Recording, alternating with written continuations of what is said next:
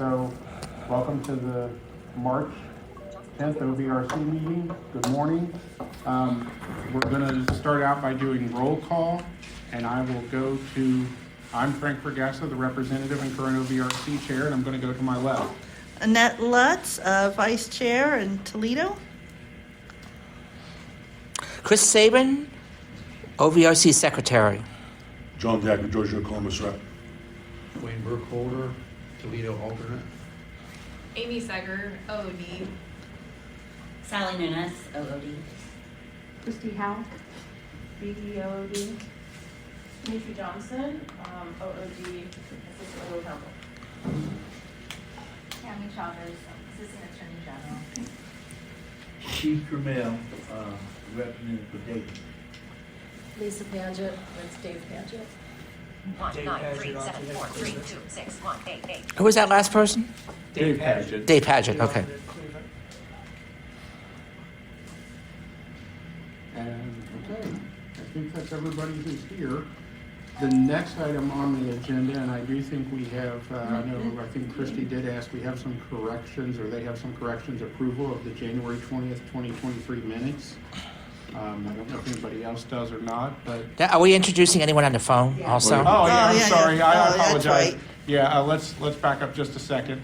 Let's find out who all's on the telephone. I will say for the record, Lisa Litzinger texted me yesterday or day before, said that she would be on the call, but she probably would not be announcing herself, that she has an inspection with her consultant, so that she would be on the phone though. So just for your information, Chris. All right, let's find out who all we have in the Cleveland area.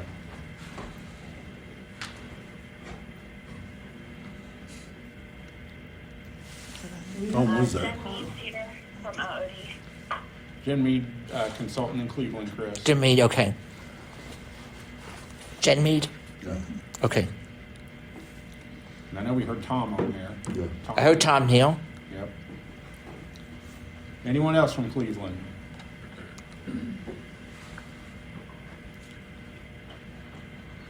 All right. If we don't have anybody else from Cleveland, anyone from Toledo?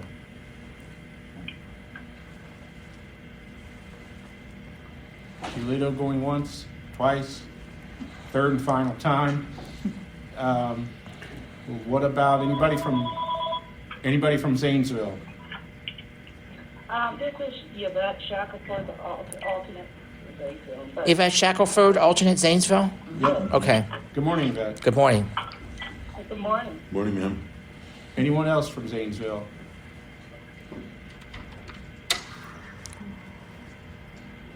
All right. Let's do Akron Canton. Here.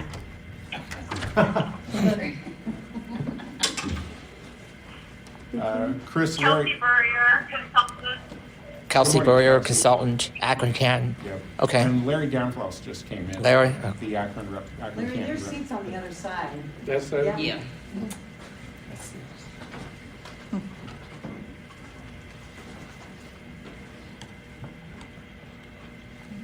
Anyone else from Akron Canton? All right. Let's do Columbus. Good morning, Orville Sharp, Columbus Consultant. Orville Sharp, Columbus consultant? Okay. Good morning. Good morning. Anyone else from Columbus? All right, no one else in Columbus. Let's move to Dayton.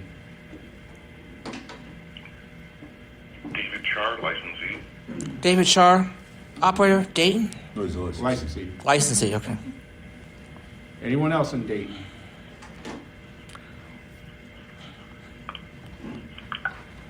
All right, not hearing anybody else. Let's move to Cincinnati. Tanya Koo, Consultant, Cincinnati. Cincinnati, Tanya Koo, okay, great. Good morning, Tanya. Morning. Anyone else from Cincinnati?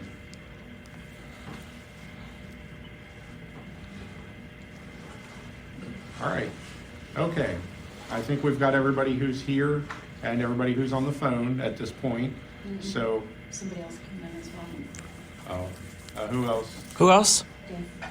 Dave Oh, good morning, Dave. Dave Bergassa. Okay, perfect. Chairman, I apologize. This is Lynn with consultant, we don't, I missed the first call. Okay, Yep, we got you. we got you. Good morning, Lynn. Thank you. All right. Okay. I got ahead of myself there, everybody. I apologize. Now, let's move to the approval process of the January 2023 minutes.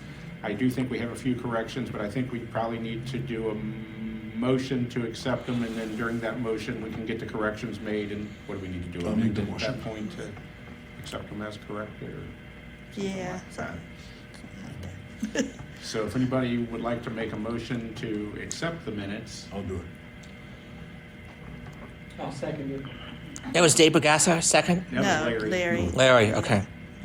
Point of order, I don't believe that you should accept meetings as written unless you've made the corrections first according to Robert's Rules of Order. Well, we're gonna fix it. We're going to, they're not gonna stay the way they are. We're opening it up for discussion so they can be corrected. We need to have the discussion to see where there's an error, where the errors are. We need a motion on the floor in order to do that. So that's what we're going to do. And I know I've spoke with Christy, and I do believe, Christy, you guys had a couple things that needed to be corrected. Mr. Chair, we do. The first thing was on who attended.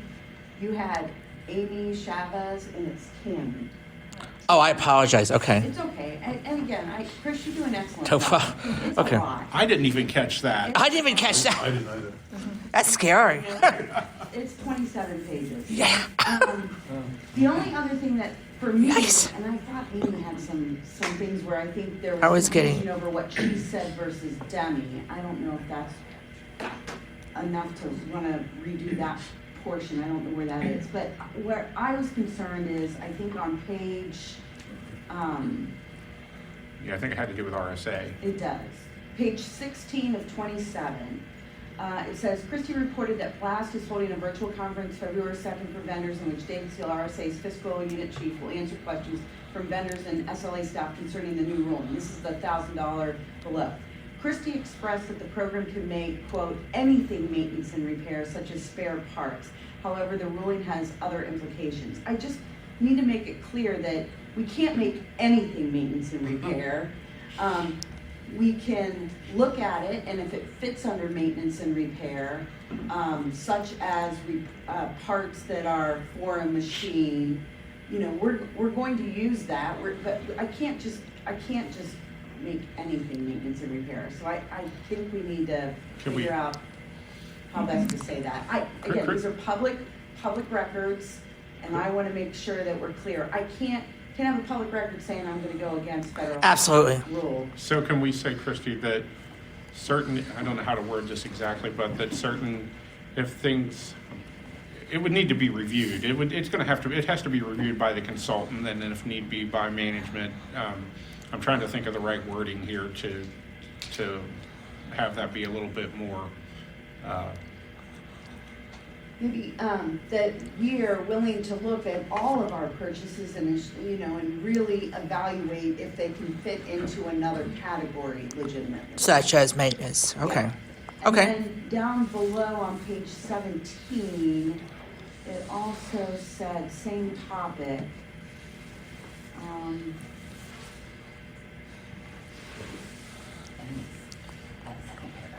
That was probably me. Oh, yes. Second paragraph, it says, Demi also reported that the RSA definition of supplies also includes any item that is not tangible or has a life of less than 1 year. That should be Amy Sager said that. And then it says this sentence, solutions to work around the rule were discussed, but nothing concrete was decided at today's meeting. Again, just a little concern over the wording, and I don't deny that that's probably what I said, but you know, we're working on solutions but still being compliant with federal law. Okay. I think that's the takeaway. Okay, I can just change that to currently working on solutions while maintaining compliance with federal law. Yes. Could certainly do that, okay. And then I don't know, Sally, Amy, did you guys have anything else? I have one, Christy, that I personally, well, I would like to ask for clarification on. when we were talking about this the last time, I know I seen in the minutes there ran reference to, and I can't remember how the wording of this went or how it is from RSA, but something about for the first 6 months, we couldn't buy anything for a new operator, or is it after 6 months or a new facility? I'm trying to get my head wrapped around exactly what that is, and I wasn't sure what the correct takeaway was or is there, so I didn't want to say anything to have the minutes incorrect. Mr. Chair, Yes. we can buy initial stocks and supplies and initial operating costs for this first 6 months of a brand new facility. Okay. Okay. Non-operator. But not an operator. Correct. Oh, that's scary. Okay.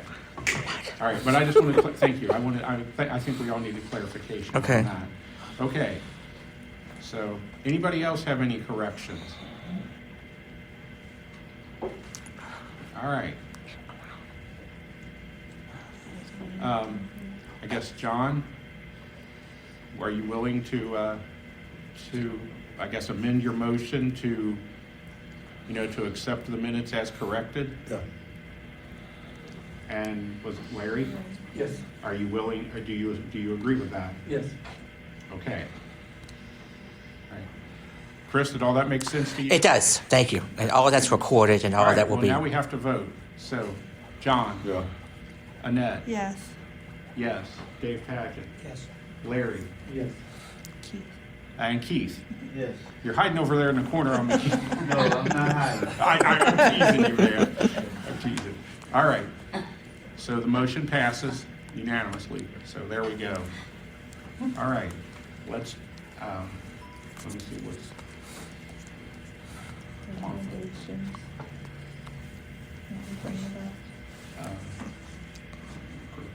The motions and recommendations from January 20th of 2023 motions, BSVI responses. I believe there was there was 3 motions, but there was only one that we needed an actual response from. And am I correct, Christy, the UT motion was accepted? I believe it was. I don't know if I seen an actual.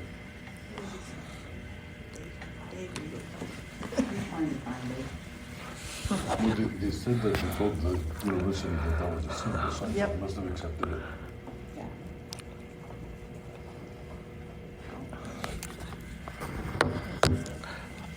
No, any discussion?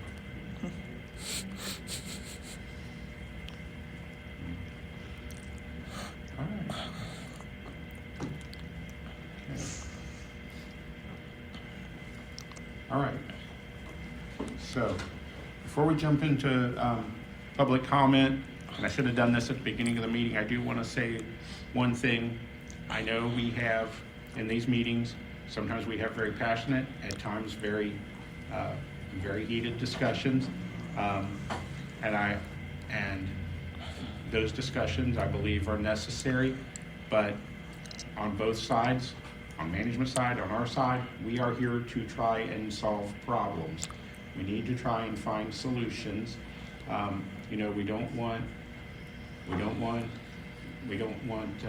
There's nothing wrong with. There is nothing wrong with very passionate debate. This is the time, this is the place, this is the meeting for it. But at the same time, when we have discussions, we don't want, I will say this, we don't want management walking out of meetings because they're upset. But I talked to Christy for a few minutes this morning. I told her, there are times when discussions are going to be heated that we're never going to agree. But on the flip side of that, on the committee side, when we have these discussions, and once we've made our points once or twice or whatever it is, once we see that discussion isn't, that the same things are being repeated over and over, we have a process. That process is called making a motion. We make the motion. If we're not moving the needle, we make a motion, and then we put that motion, and there's a process for that, and we wait to get a response. And I am hopeful that going forward, most of our discussions will end, if at all possible. Sometimes we're having a discussion where we don't know what's going to happen and we cannot end it with a motion, but for the most part, discussion should end with a motion, and that motion should be solution driven. So I hope that provides some clarity. and we're gonna try and make sure that we get this dialed in a little bit better. And no, I'm not censoring people. I don't want to censor people. That should never be done. But we're going to move forward, and let's move forward with purpose and with passion, but with solutions in mind. Let's find those solutions. And you know, sometimes there may be more than one solution. I don't know. But anyway, having said all of that, I think we are going to open it up for public comment at this time. Anyone with public comment?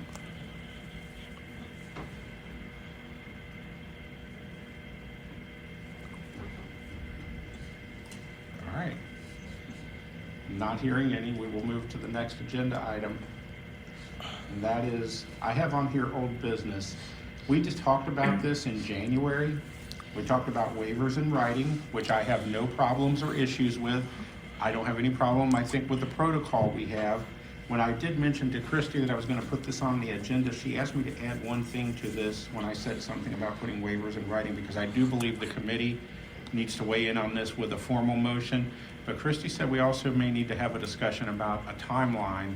What is a timeline, I guess, for the local committee to respond?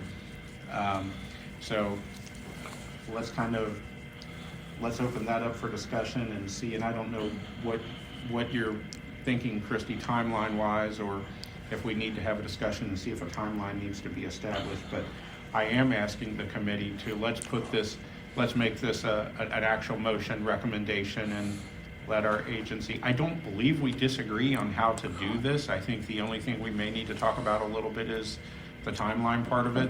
I don't think anybody disagrees with waivers being in writing. I support it. I don't have a problem with it. And I think it protects committee members, management, and I think it promotes better communication. So I will open it up for discussion at this time. Mr. Chair, are we having issues Excuse with me, people? Mr. Chair. Hang on just a second. I don't, There's John. John, and then whoever's on the phone. Bear with me 1 second. John. Are we having issues with people not responding when they're asked about these things? Yes.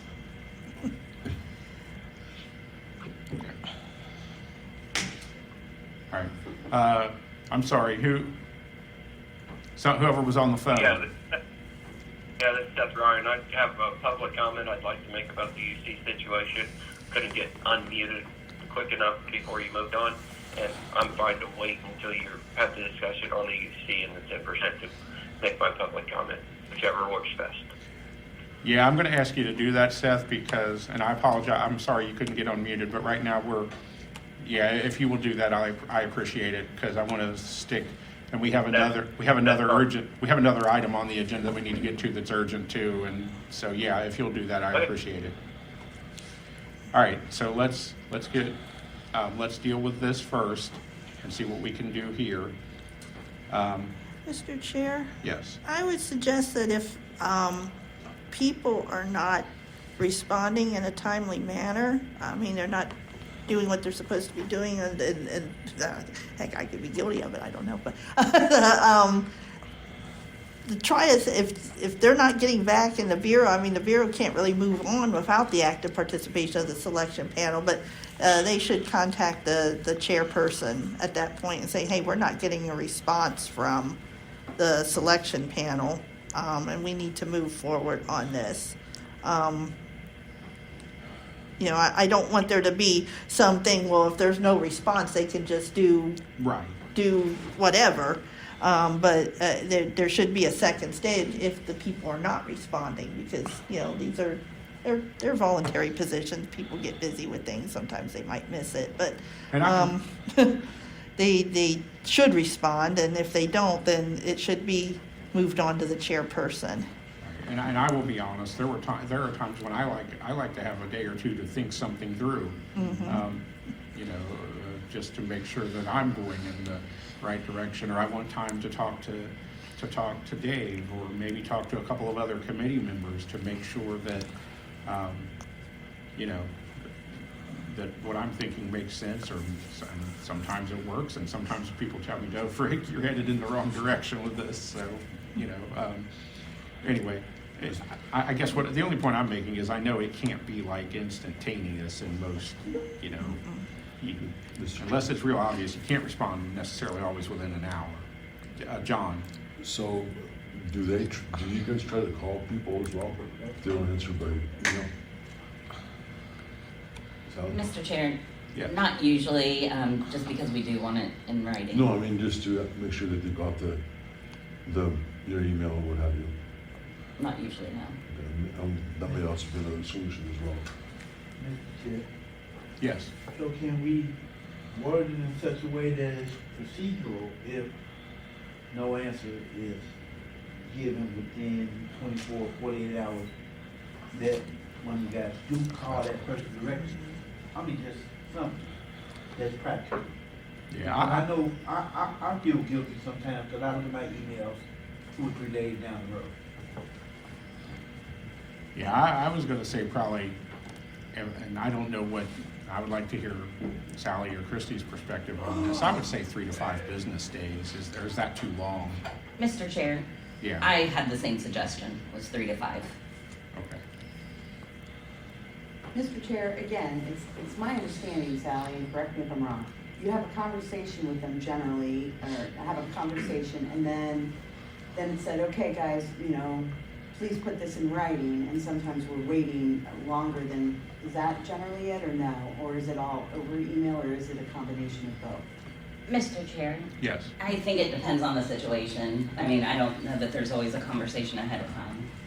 And again, I think that there's certain situations where we might be needing extra information, and that would not fall under the 3 to 5, but the general, this is, you know, we've decided, we're just waiting for confirmation. Bless you. Bless you. Okay. Right. Mr. Chair? John? So if you've had a conversation with people and you're just waiting for an answer to put it for them to put it in, there's no reason they should have 3 to 5 days.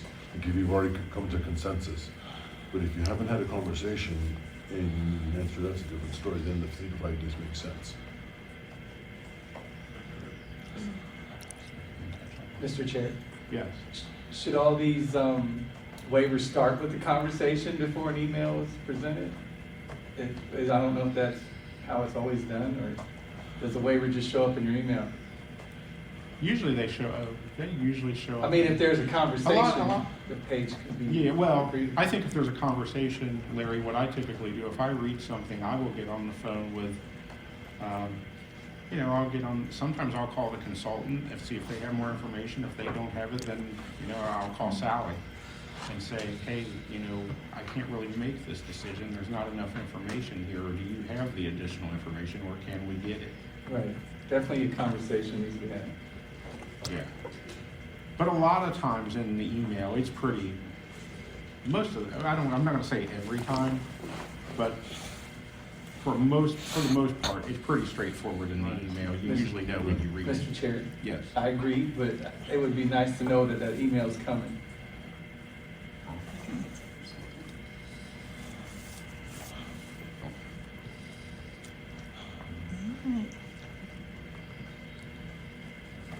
Anyway,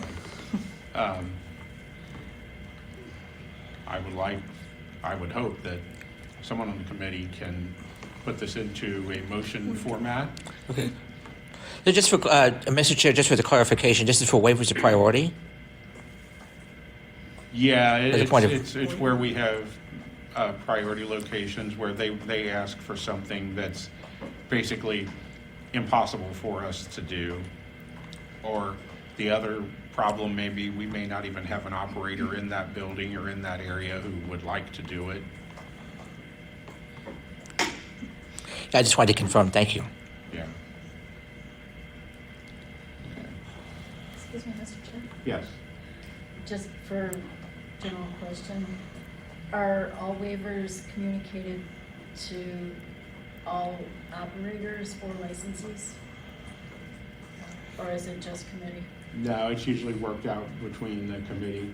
I know what I do in my area. If it's in a building where I have an operator, I usually reach out to that. I reach out and have a discussion with that operator and see if there's something they're even interested in doing. Got it, okay.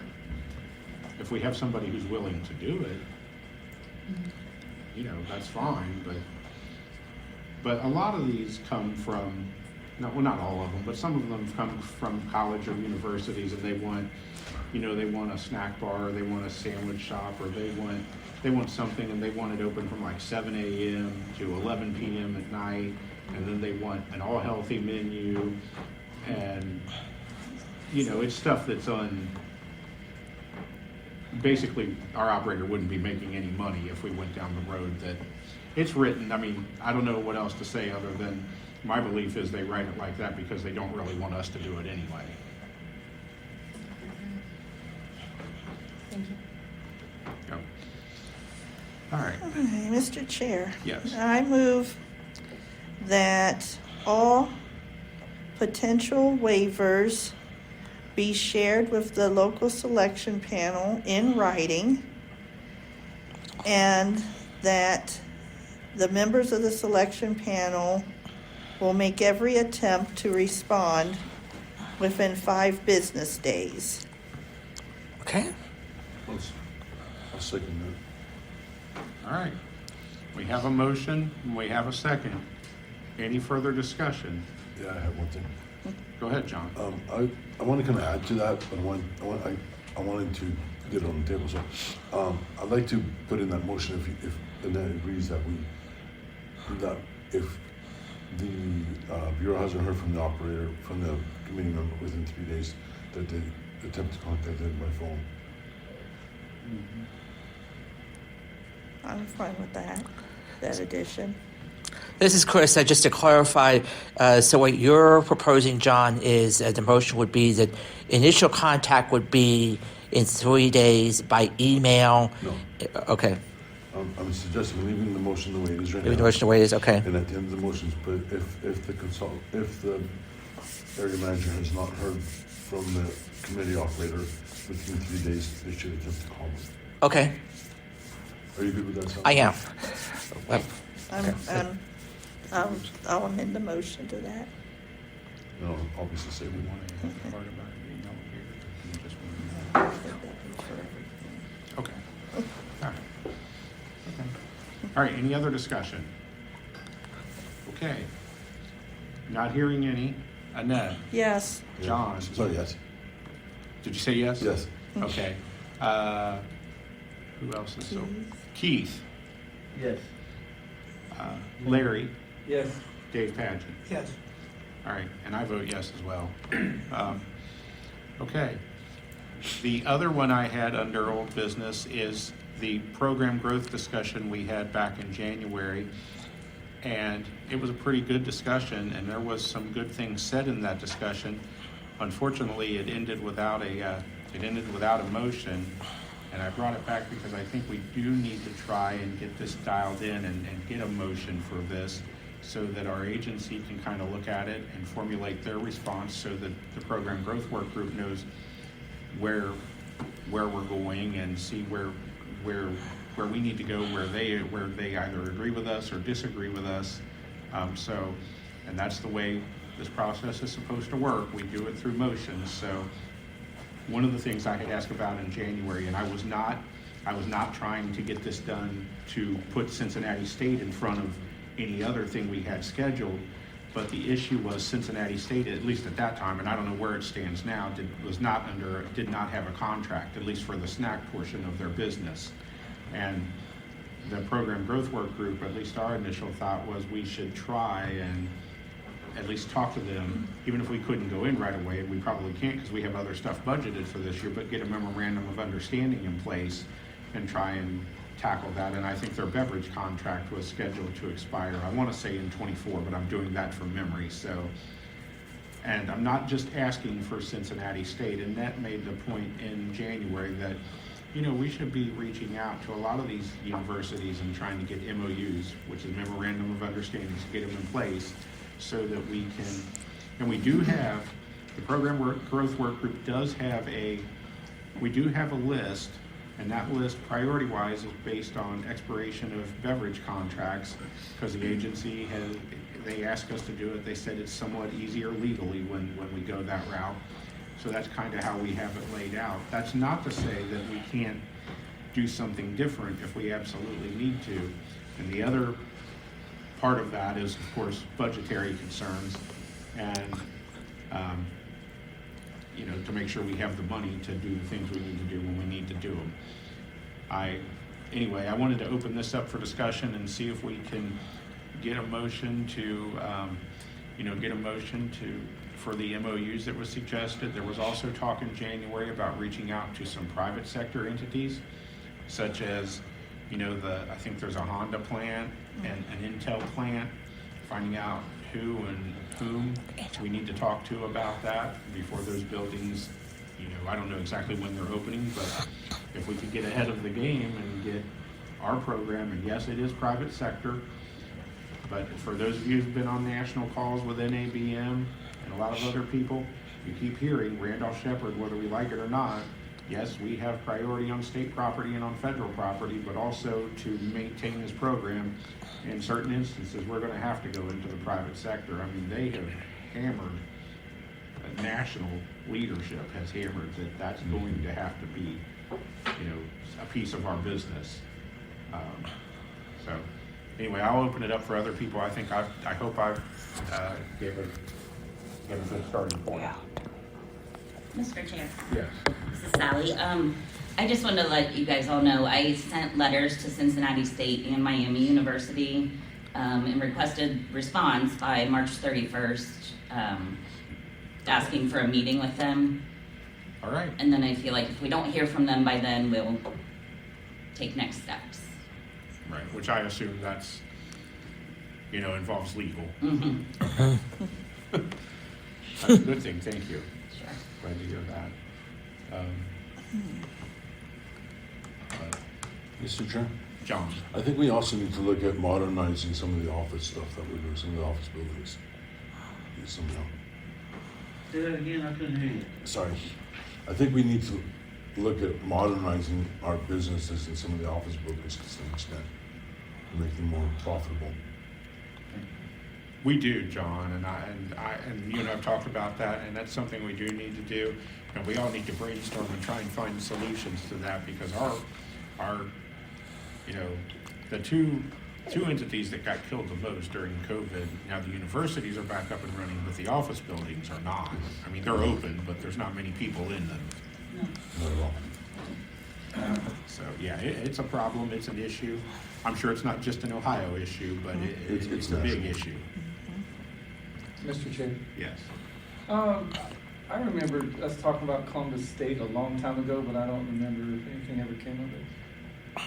We did, Larry, and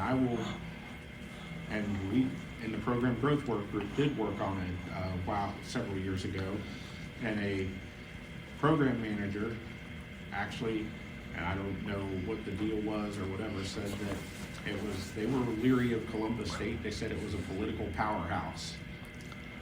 Whether it is or not, I don't know. They still drink and eat snacks. Yeah. It's true. I was thinking the same thing. Well, it was, you know, I don't know if she knew something I didn't know, but she was kind of leery of it, so I don't know why, but anyway. I think ABI is What'd you say, Larry? there. I believe ABI is there. Yes. Yeah, they seem to be everywhere. Yes. Mr. Chair, Yes. Kind of like nice. I had brought up about the University of Davis, and it was told to me that it was a private entity, but they just finished building 5 different buildings right outside of downtown Dayton. And I just see it being an opportunity to literally create a whole new facility or two, because they ain't little buildings. And then I had a conversation with the Little Debbie people. They don't even have a phone number.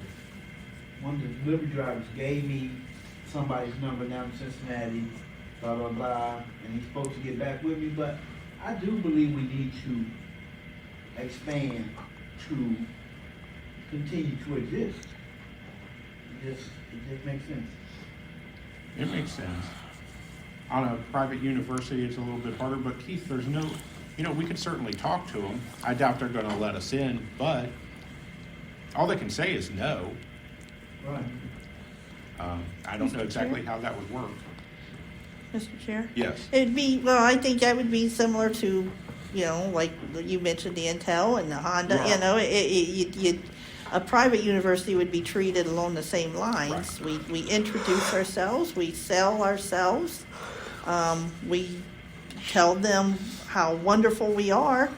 The fact that we're, I could go on all afternoon and say how wonderful we are, but, the fact that we're individual business people, you're not going to be dealing with a big corporation, with a route driver dealing with you, you will be dealing with the owner, all of those type of things, and the fact that we're blind. So diversity, those are huge selling points that we're able to extend to private sector, including private universities. So we need to get aggressive about doing this, because you're absolutely right.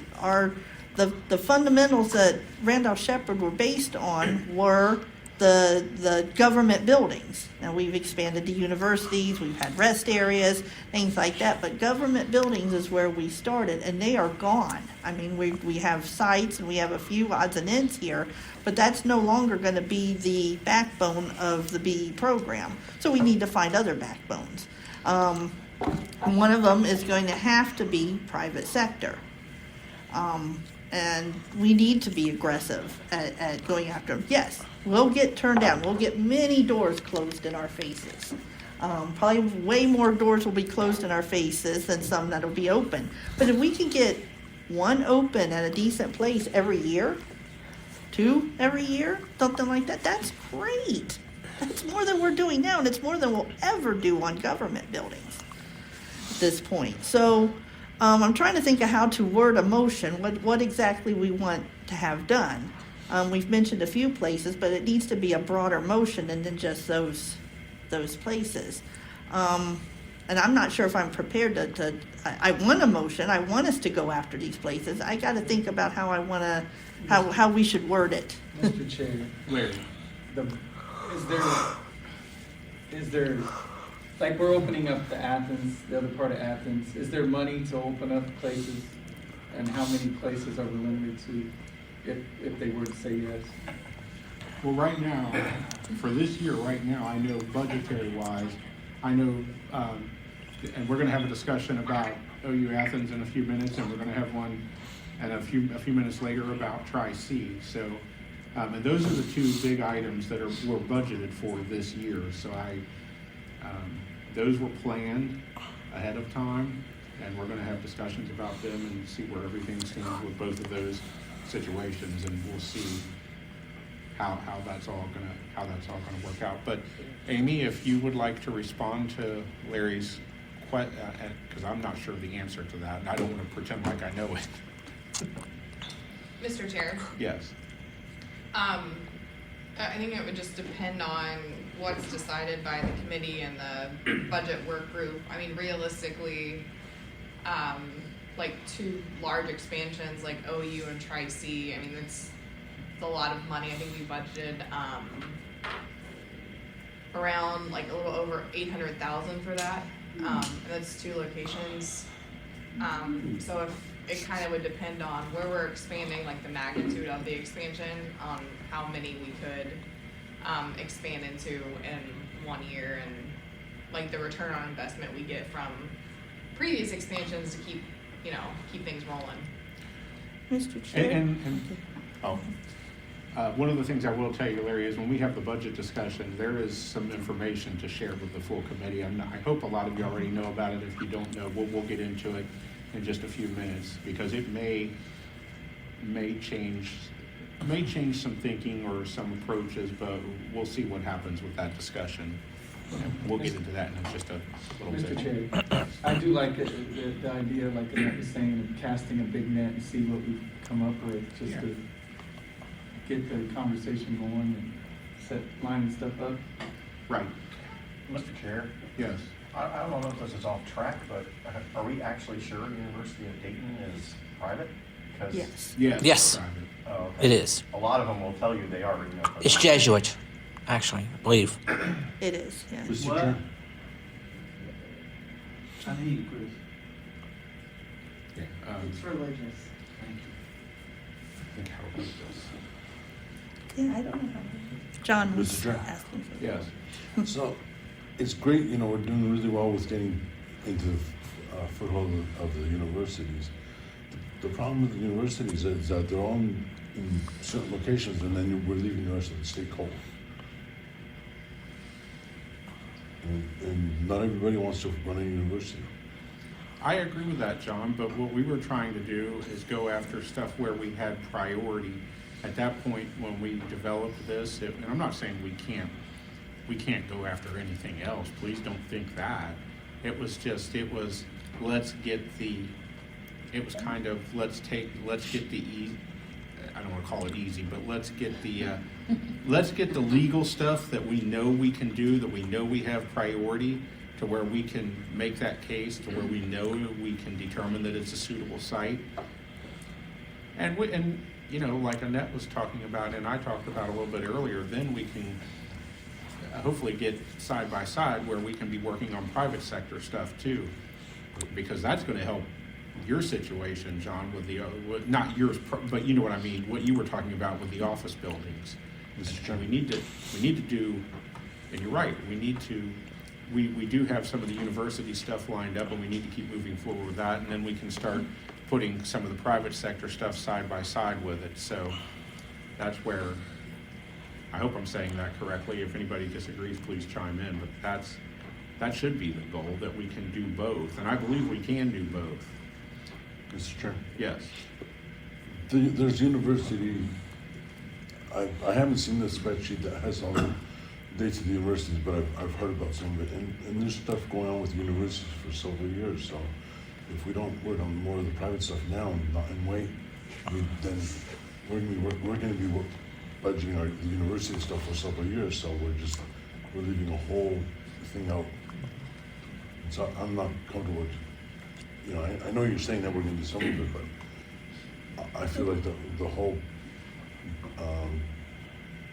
emphasis on the program has been, for the last while, kind of continues to be, is expanding universities. And, you know, we're missing out on a lot of stuff, and operators are missing out on stuff too. Mr. Chair, Yes. how does, Sally, you probably the best one to answer this. Having consultants go out, and we can think of a number, you know, they need to approach a private sector, sell our program, we get some material together, they could go and try and put someone, you know, one a month or something in their area, or, you know, one every 2 months, or you know their time better than I would. What's your thoughts on something like that? Mr. Chair, Sal. it's certainly something we could look at. You know, and maybe they work with the local committee to decide on a location. Yes. I think that's probably doable. Them and a local operator can go.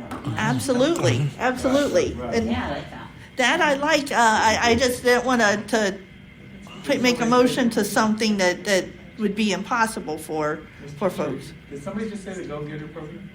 Oh, I know. We love the Go-Getter program. I wish we could get back into the Go-Getter program. I want to get back into the Go. Let's talk about the Go-Getter program. You go, Larry. Mr. Chair. Yeah, they have a way fancier name in Alabama than what we. Vendor security. Yeah, I can't remember what it was called, but it was a really nice. It was a very government sounding name to their to their Go-Getter program. It does sound like a great idea to reach out to Intel while they're being built, rather than wait. Yeah, and Honda, and who knows? Mr. Chair. They got Yes, John. The person on my left was trying to get into conversation. Yeah, this is Dwayne. Oh, Dwayne, hey. Dwayne. go ahead. So I'm thinking about this private sector, and I know the universities, it's always going to be kind of on our table. We're always trying to get into more and more of the universities, and I don't want to discount that, but as far as the private sector, especially this Intel, they're building it now, and they probably won't be operational for a couple of years yet. So, I mean, it's time now for us to get in there and start selling ourselves and trying to make our presence known. Not only that, but, I think some of the other private sectors that were mentioned here, like the Dayton University, and I think there was one other, but I can't remember what it was. I mean, if we could just, take those and focus on those for now, and then maybe later on, try to get into other private sectors.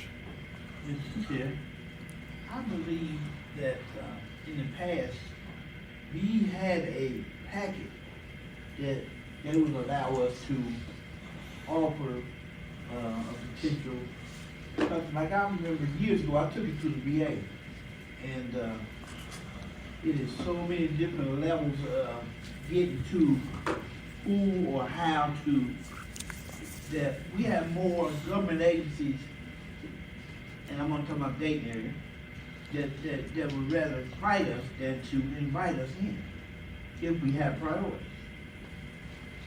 Prisons, the VA, then we have roughly 5 colleges in a 20-mile radius. I don't know, I just want to share. No. Mr. Chair, Thanks. Larry, I'm sorry. do we still have pamphlets? Because I know when I got in the program, there was a brochure about the program. Is there something still like that we can get our hands on? I honestly don't know. I don't know the answer to that question. Mr. Chair, I don't know that it's probably the same one. We've been working with communications to try to craft something, but, not that you're old, Larry, but but that brochure was probably outdated by now anyway, so we can definitely look at creating something more 2023. Yeah, that we need to have. Yeah. Mr. Chair. Yeah, I think we should really look to put a motion together instead of us putting something, like a plan. I have an idea for that. Oh. That's why I was going to talk. Can I talk? Yeah, go ahead. I mean, I have a big mouth and everything, but, so Mr. Chair, I'd like to put a motion in, and I apologize for the wording, but I'd like to make a motion that the local committee work with the consultants and the staff to start going to private sector companies to sell our program, as well as continuing to work with universities that we're not already in touch with. I don't know if that's good enough or not. But. So just to clarify, this is Christopher. So your motion would be that the local committees generate a list of private sector entities and private sector companies? Well, no, I said to work with the consultants. To work with the consultants? Yeah. I don't know if that's good or not. And generate a list of companies to approach? No, I didn't say that. I'm welcome to. I'm definitely welcome to other ideas. Yeah, we're okay. But that's just a start. I'm just thinking of wording. You mentioned that wording needed to be up. Change my wording, please. Okay, I apologize. All right, Annette, I thought you had. I was just trying to think of how, because I'm trying to I think. like where John's going, and I I do. think It that's needs to what be we're worded better. coming, but it Needs needs to be to worded, I was be, just- And I know that. it's, and like I said, I'm reluctant to put a motion here just yet, because I want to think this out and really put a plan that we can sustain. Mr. Chair. I mean, I like the vague motion actually, because it I think that's workable, but I think it needs to go further than that, and that's where I'd really. Mr. Chair. John. I agree with you, but It's a start. I wanted it as a start. Yeah, And it I is a agree, start. I agree, we can change it, next month or 2 months or whatever, but at least this way we get it started. Do we need a motion to approach certain specific locations, or just a broad motion? I don't see I why we- think a broad motion. I think his motion is that we work with the the local selection panel works with the consultants to identify potential growth opportunities in each area. Correct. And to continue to work with, actually, I would like to leave the universities as Okay, separate. that's Yeah. fine. I'm good with So that. I think just the Okay. first thing, the local selection panel works with the consultants to determine future growth opportunities in private sector businesses in each area. I like that. I liked, okay. Do you guys like that? Well, we'll do the university separate. Oh, okay. Yeah. Yeah, I'm it's good a with separate, that. separate entity. So if that's your motion, then I'll second it. That's my motion. Okay. I like it. All right. Any other discussion? What if we find, Mr. Chair, Go what ahead. if we find like 3 or 4? And, you know, just say, we have several areas, but what happens if Toledo, Akron, Columbus, Cleveland all come up with one? And they want us. Then we go on our knees to the controlling board and to everybody else and beg for money so we Well, can. because we have Sherwin-Williams that just, I forget if it was $1.6 billion, but their main office is going to be in Cleveland. They're supposed to be Go for it. a few thousand Yeah. employees, and that's supposed to happen, Lisa thinks it's towards the end of next year. Oh, wow. I mean, it's just, it's blocks that they're taking. Yeah. It's all brand new. Tremendous Yeah, and if we could progress. get our program in there, that's a great, you know. Mr. Chair, Yes. and I don't want to be Debbie Downer, but the chances of us getting all of these great big ones all Right, at once right. are probably slim to none, but like I said, we can get 1 or 2 a year of a decent size, even if it's not the huge, multiple city blocks places. We can get one of those at some This is point. true. That'd be awesome. But, it'd be Yeah, a, we've got a few machines to start. and Yeah. see if we can expand and get our foot in the door. Mr. Chair. John. Even like the Amazon warehouse that's in Columbus now, they're not using like restaurants and cafeterias. They're just using micro markets. Mr. Chair, I said even places like the Amazon that's in Columbus, a big warehouse. All they're using is micro markets. They're not using, big cafeterias and restaurants and stuff. And they have hundreds of employees, and there's no reason we can't do that at all. All right, Larry. yeah, there's good and bad with micro markets, but my wife worked with a previous employee of ABI who had the micro market at the Walmart distribution center, and they lost over $5,000 each month in theft. there may have been some operational issues there. Mr. Chair, I'm sorry, I'm speaking out of turn. Yeah. I'm sorry. I shouldn't have done that. But Mr. Chair, that's just one example. Yeah. Oh, there's the SCC, there's another. No, the SEC is fine. It wasn't when I was in. Because Curtis doing it. But, well, we got a motion. We have a motion on the floor, and I'm gonna call, if there's no other discussion, I'm gonna call for the vote. I believe it's John, Yes. Annette, Yes. Keith. Can you repeat the motion? Yes, what was, He does. Annette, do you want to have the honors or should I? That the local selection panel work with the consultants to determine private sector growth opportunities in each area. Was it determine or identify? Identify. Identify. I guess. You have it down. Potato, Okay, potato. this is- Yeah. You have Frank? You said yes, correct? Yes. Okay, and Larry? Yes. And Dave Patrick? Yes. And yes. Okay.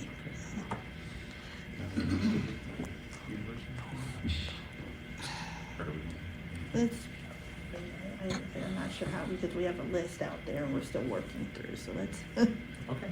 All right. That's the only thing I was trying to do. Yeah. I don't know how to word that just yet. Okay, well, we're gonna wait on the other part so we can come up with a better. If we're gonna make a motion, we want the motion to be as good as it can be, so we don't wanna make one and then. So, All right, so we're gonna move on to the new business on the agenda. And I have switched the agenda around a little bit. I got a request from Sally yesterday. This is a priority request because she has to respond before the end of business today.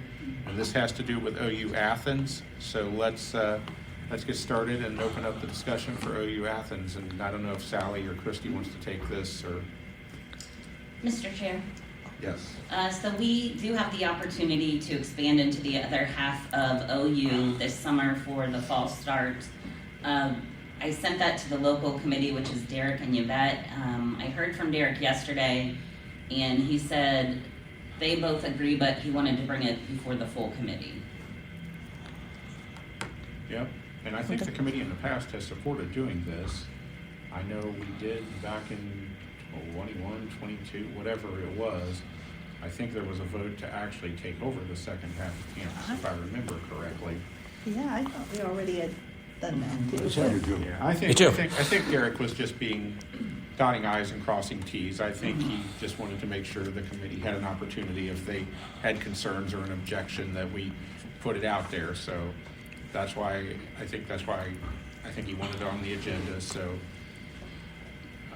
here we are. I haven't talked to anybody who objects to it.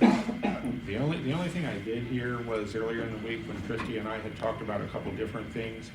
She did say she sure hopefully have somebody to run it once we post it and that somebody applies for it. Recruit people. And Annette said we need to be recruiting people for it. So, John. And I'm not saying that he's going to be interested in it, but there is one person who's in the process of getting licensed in that area.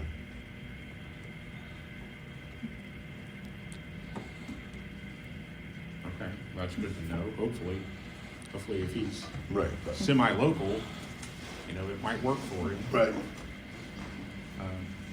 I guess Sally or Chris, do we need a motion or anything for this, or was this just?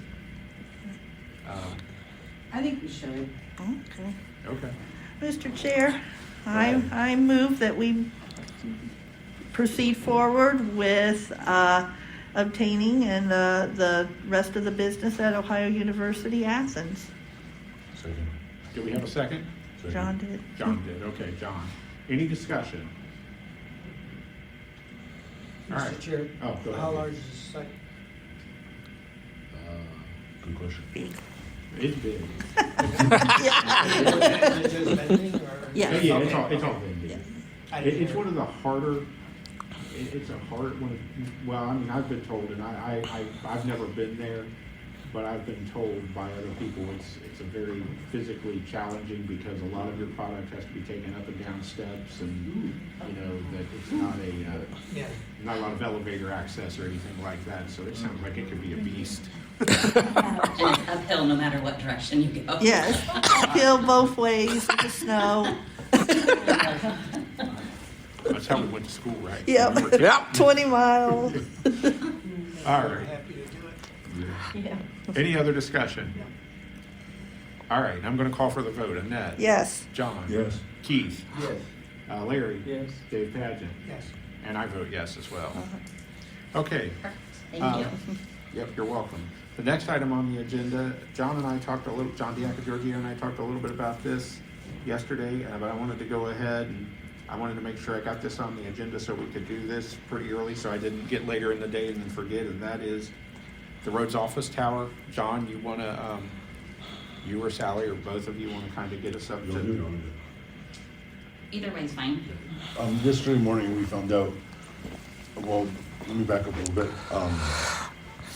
In the past few weeks, the DS has been asking us to take all our equipment out of the cafeteria over there. And we were gonna leave like the hoods and stuff like that in the walk-in refrigerator there. And last Friday when they were taking out some of the equipment, the grantor asked if they were taking out the walk-in refrigerator that day, which is not gonna happen obviously that easily. And then yesterday, Oval was told that they were having us take everything out and they wanted everything taken out, including the hoods, because they were gonna have a third party go in and run the cafeteria or a coffee or a counter in there instead of us. And so, my understanding from talking to Christy and Sally yesterday is that our legal's already contacted their legal and are working on fixing that. And the consultant has been asked to stop taking stuff out of there until this is all resolved. So what we're looking for from the committee is your guys' opinion on whether we should pull the bid out until we figure out what we need to do there. Mr. Chair, Sally? just to clarify, that location is posted, the vending, the roads, the State House, Department of Health, and Columbus Developmental Center. And so what John and I talked about is, do we take that posting down for now until it's decided if there is going to be some sort of counter operation that we're interested in running or not? I almost think, and I don't know what the other committee member, I almost think we kind of should until we can get this dialed in, because depending on if there's it's going to change who applies for it, who doesn't apply for it. You know, And Mr. Chair, no one has put in a bid yet for it, so that's the good news. Right. Mr. Chair, what I'm concerned about is the person that's currently temping it, we still might need to find another temp. Because the person that's currently temping it, he's spread pretty thin. Yeah. And we've had some customer complaints lately because I think he's spread so thin. Yeah. And so, I'm, whatever we decide to do, I just think we need decisions on this. And I personally, I agree that it could change how that facility is, what it looks like, depending on what goes in there. it could change the posting completely. Yeah. Mr. Chair? Yes. Well, as far as the temp goes, it's downtown Columbus. You won't find an easier place to find a temp, I can't imagine. Even if you have to have someone temp this part and that part, you'll get people that temp that. The other thing, you got to pull the vacancy announcement. I just don't see how you can't. Mr. Chair? John? I talked to Mark Isbell yesterday, since he's his alternate, and all three of us, myself, him, and Sally, all feel that we should pull this, but we just want to be transparent. I need to be transparent because I was planning to bid on it. So I want that on the record, and I want to make sure I'm just covering myself as well. But I do think we need to pull that bid. I agree. Do we need a motion, or do we want a motion for it, or? Mr. Chair, I think so, to be consistent, because again, I don't know Okay. if someone's gonna be upset Yeah. that it's being pulled. Mr. Chair, should I abstain? That's up That's up to you. to you, John. If you feel more comfortable with that, that's fine. I don't care either way. I'm just trying to cover myself. If you want to, I'll tell you what, John, just so that you're not put in a bad position, we'll do it that way. Okay, that's That way fine. nobody can I make just it- want to be transparent, Yeah, basically. I that way want to make nobody sure. can make nobody can make an accusation. Okay, thank you. So, Then, Mr. Chair, I move that we pull the vacancy announcement that's currently out for the facility 715 until we have some clarification on the counter service there. do we have a second? Second. All right. And that's the facility at the Rhodes Office Tower, correct? Yes. But it has a lot of other components. I wanted to put the facility number in. All right. So we have a motion and a second. Any other discussion? Okay, not hearing any. Annette? Yes. Keith? Yes. Larry? Yes. Dave Paget? Yes. And I vote yes as well. Then I abstain. Yep. Okay. All right, let's get into.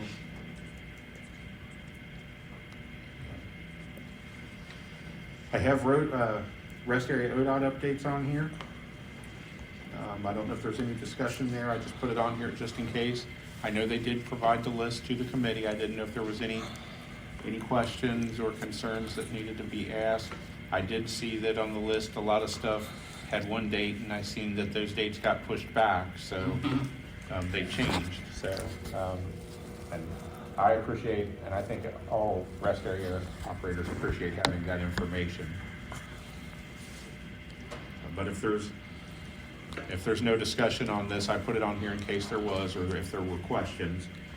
But if there's not any discussions, we will move on.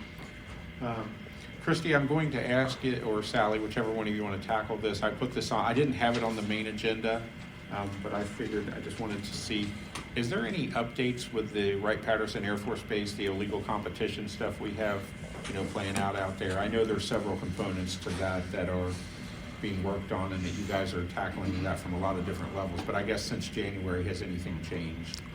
So, Mr. Chair, we're looking at, there's two components to it. One is that they are ignoring the Sixth Circuit and believe that we should pay our back utilities from last year, which we stopped paying, and continue to pay utilities. So we've got that going on. And the other component is the AP's competition. And we are having conversations on multiple levels, and it's pretty much now all in legal. And I don't have any specific updates right now, but we are looking at our next steps. Is that correct, Denny? Yes, investigating all the avenues that we can take to resolve this. Okay.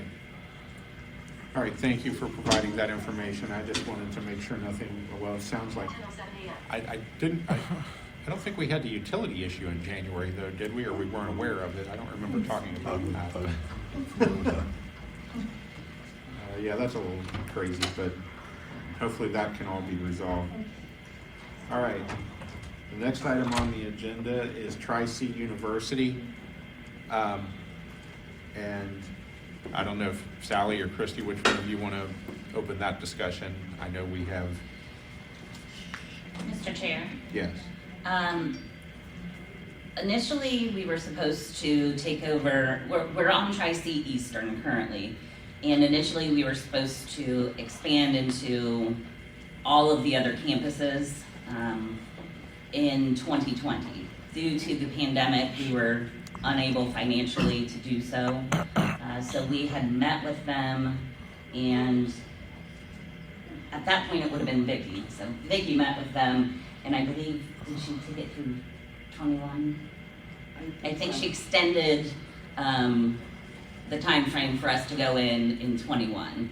And then Christy and I met with them January of 22, and at that time the understanding was that we would be going into all of the other campuses this summer. Okay. That was my understanding too, Yes. was that was what was going to happen. So convoluted here. So that was our full intent, and the grantor there even sent us an email earlier this year asking if we were still going in. November, I think it was. November of 22? Yes. Yep. And then he came back and said, oh, sorry, I looked at the wrong contract. Our extension with AVI is actually through 2024. Wow. Mm-hmm. And all through this time, what happened in January of 2022 is we had an OVRC meeting in 10 days, and I said, well, let us take this to the committee just to make sure, and he told me there was absolutely no way he could wait that long for a response, that he needed to contract with someone, if that's AVI. So they did, but the expectation was we'd take over this summer. Then sending us copies of their agreements. They had 2 amendments with 2 different ending dates. And they told us one was an accident. But they're kind of yanking our chain, is what they're doing. So I guess our question here is, do we want to still go after them and say, try to assert our priority and have legal go to legal and say, you've got to break your contract with ABI? Do we ask them for the commissions that they're getting? I guess what's the path we want to take with Tri-C? Well, Sally, can I? Mr. Chair, I've got a couple other things too that Just a second, Tom. is important as well. The time is of the essence because, and here's the thing, going the legal route, I'm okay because they are yanking our chain, but going legal and going after them and involving just lawyers, it halts things, it doesn't speed them up. The other problem is if we go through and we were trying to figure out, even if we take legal action, will we have an answer by July 1? The other piece of this that is very important too is the financial piece, which we have the money right now to expand, but we are on the clock where if we're going in July, we need to order those machines because they're like, these machines are like taking 10, 12 weeks to come in. They could, like a big order. And my fear is will we know anything from any type of legal litigation by the time we go in? And when we win it, great, wonderful, but then will we be able to go in right then? I'm just bringing that up. The other thing is that, and regardless of what direction we go in, we've already said to them that, you know, we want it memorialized in an MOU if it's not until July 1 of 2024. We want an MOU confirming that we are going in. Okay. Tom, I know Tom wanted to chime in. I do have one question, or I want to ask a question to have something clarified. I understood from the information that Sally did provide that, and I could be wrong about this, so somebody please tell me if I am. It sounded like they came back and said, well, yeah, AVI's contract was through 2024, and then it was, oh, by the way, they have an option for another year on that contract, which would put us into 25. And my position on that was just because there's an option doesn't mean you get to use it. Anyway, I don't know what management's thoughts are on that. I know Tom and I talked about this a little bit, and I'm going to let Tom speak for himself, so go ahead, Tom. Mr. Chair, I apologize for doing it this way, but if the committee's going to make a decision of how to move forward with this, I believe that some more information would be beneficial to those making the decision. Absolutely. And I wanted you involved in this discussion anyway. Thank you. I believe that what we just heard Christy and Sally present to the committee is that in 2020 we were not able to go into that location. We informed them of such, and we plan to revisit it in 2021. And then in 2021, we were not able to go into that location, and they came to us in 2022. And having these discussions with management, there was an email sent and said, hey, our contract with AVI expires in 2023. Are you guys taking this or not?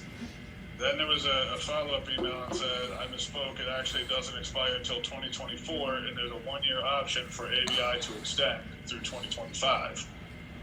I then got a little frustrated, and I said, instead of all this back and forth and mistaken statements and all that, let's see these contracts for ourselves and find out exactly where we are. And as soon as I stop, Bureau folks, if I'm saying anything wrong, please correct the record. But the contract I read, they signed it in 2020, going through 2023. So there was clearly no intention to revisit us in 21 or 22, because the one they signed in 20 went through 23. But then in 22, they signed an addendum to that one, which wasn't even expired at that point, which I don't even understand. But they revisited in 22 and signed an addendum that went through 24 and said on a mutual written agreement of both parties, they have an option to go through 25. Well, as soon as I read that, I told the Bureau, we need to tell them, well, you can't sign that saying you agree to go through 25 because we're exercising our priority and you can't do that. However, this garbage of amending something that wasn't even expired until 23 in mid-22 and extending it through 24 seems awful shady to me, and I use the word shady. It doesn't seem like a cooperative partnership is a better statement. And I believe that the committee is going to decide how we approach this going forward, and it was my recommendation that this go to the committee because this needs further discussion. But we gave a little, and they took a lot. And then they went behind their back and they took a little bit more. And this other nonsense of, I just heard it a second ago with this, the thing that was emergency added to the agenda, and then I just heard it again in the recap of Tri-C, they have to have an answer today stuff. This is a group effort. There are laws that dictate how we interact with each other, and we cannot be dictated to that you will answer us today or we're moving on without you. That is not the way this works. We cannot operate that way. And for Tri-C to come to the Bureau and tell the Bureau, we need an answer from you today or we're going on without you, is highly inappropriate. We've been having a discussion with these people for years. Our first discussion, or the first one I was a party to, was 2013. they know we wanted this business. They know we've been trying to get this business for a very long time. And this is just, it's sneaky and underhanded and crappy. And with that, Mr. Chair, thank you for allowing me to speak my mind, but Tom. this is a problem, guys. So, Tom, my question is, I know when you and there was, I think we've been provided additional information than what you and I had a month or so ago when we had this discussion initially. Well, we knew about the option year, but I didn't know about the addendum signing in 22 with no, with it not even being expired. So I guess my question to you is, originally you and I talked and you're like, well, if we just have to wait till 24, is it really worth going through litigation? My fear now, though, with what management has told us and what you have said this morning is we have to do something or they're going to try and pull another fast one in between now and 24.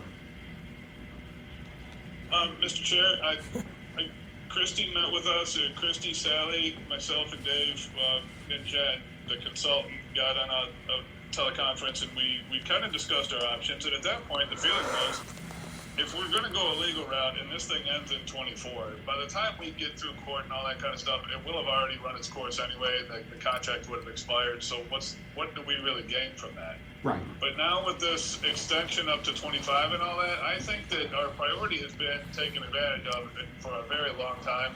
And I think this is just a blatant abuse of our willingness to be a good partner. And I think the committee should really consider whether or not we allow someone to keep our operators out of work and to put our service charge dollars in a big corporation's pocket. Mr. Chair, John. I strongly feel that what we should do is tell them that, is have our legal contact their legal and say that we have a priority and an extension is just at an extension and we want our priority in the 24. We want to be there in 24. So, Mr. Chair, Christy. I think that absolutely we all agree with that, 100% agree with it, and to memorialize that in an actual MOU, which I believe has legal binding, but I don't know.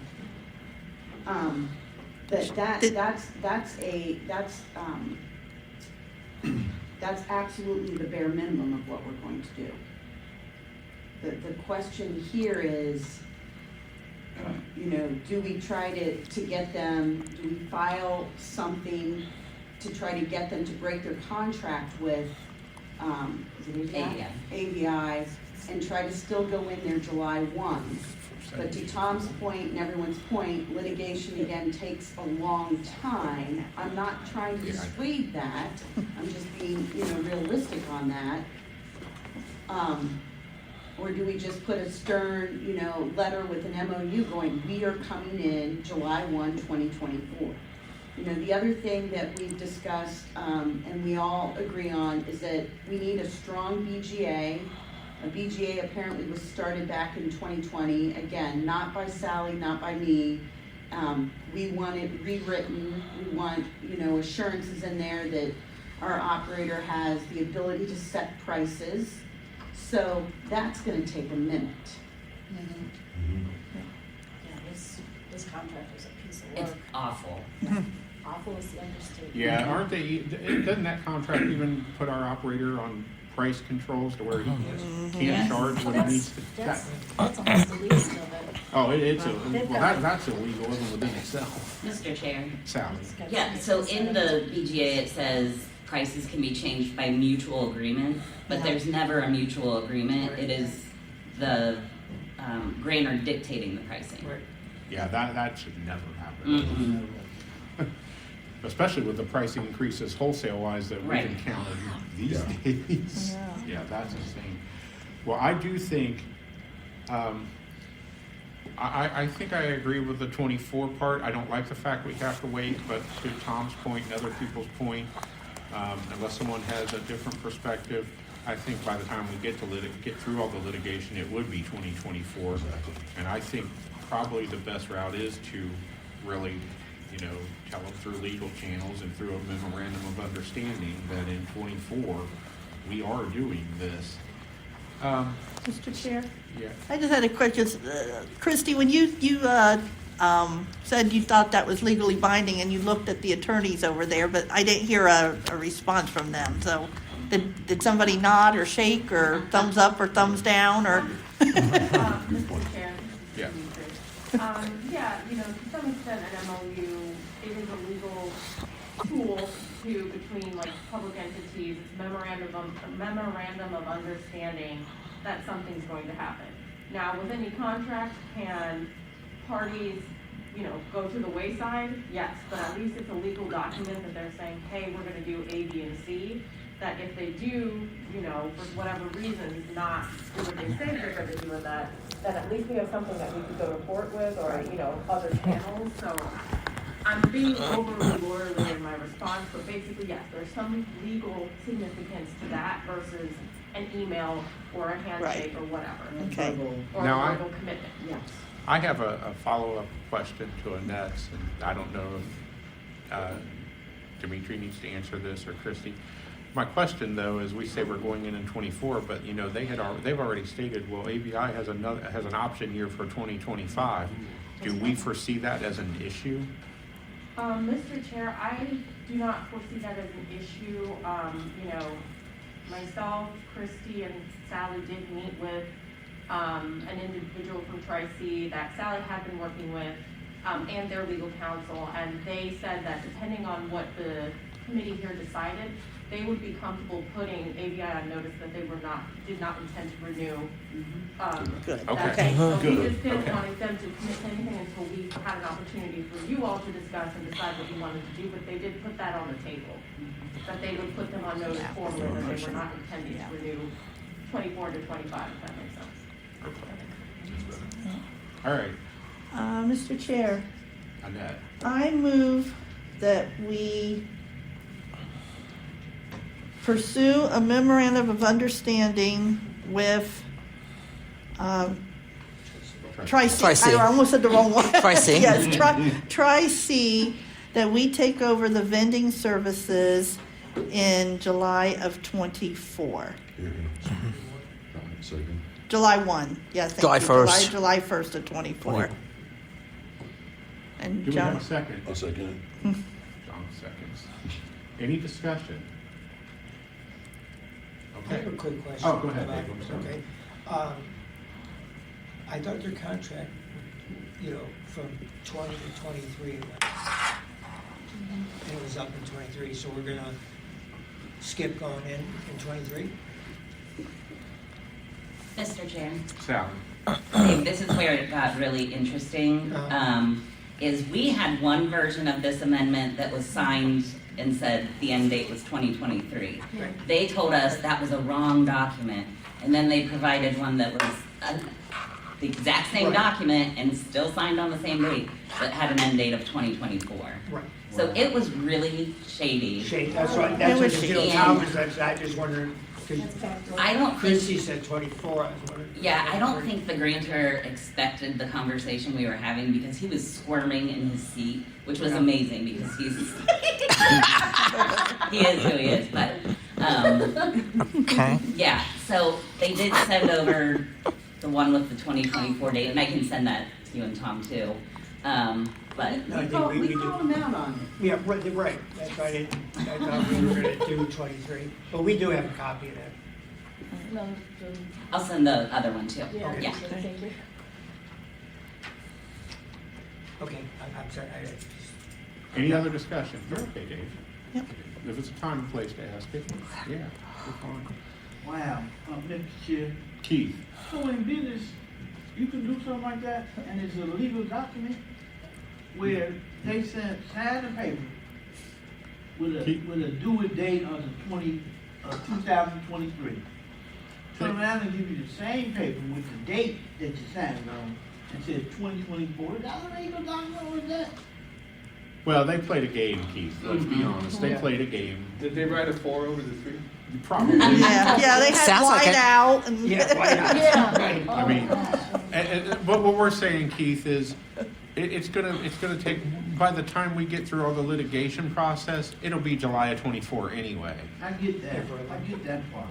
Yeah, so it's not really worth, it's not really worth spending the money. Yeah, I agree with you. The ideal thing to do would be if we had money to waste would be, you know what?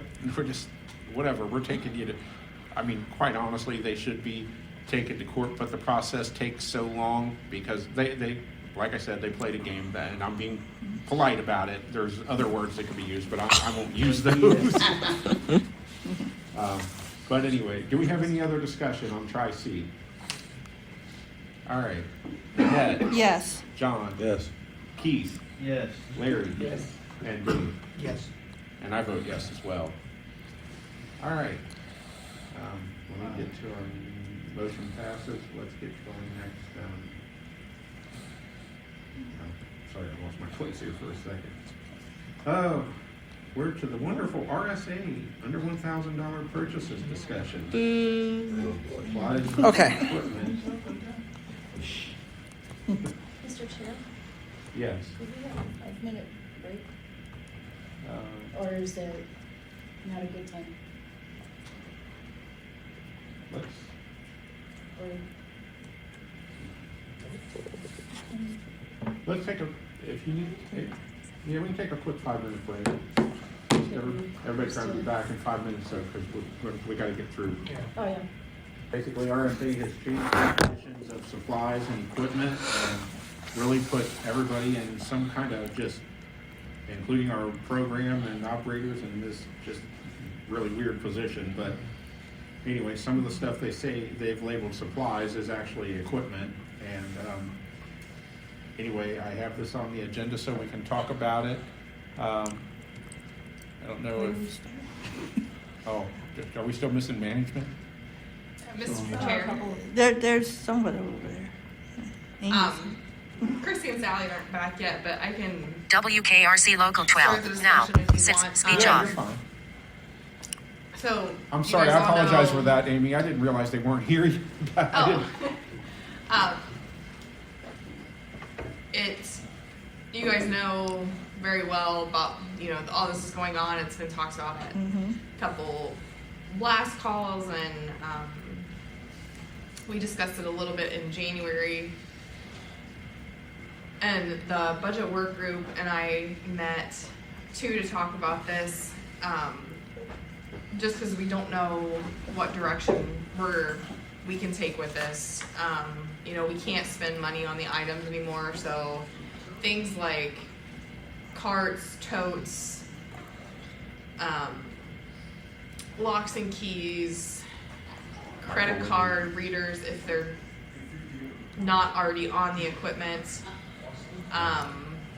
Microwave. credit card transfer fees, and I think there was a document that was sent out with all of the different reports on these items of about approximately how much we've spent since October 2020.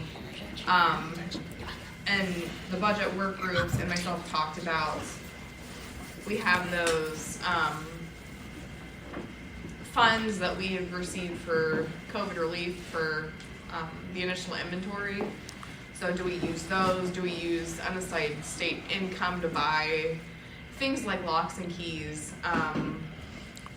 microwaves, or the transfer fees? I know the budget work group had spoke to say operators should be responsible for buying carts and totes, and little things like that.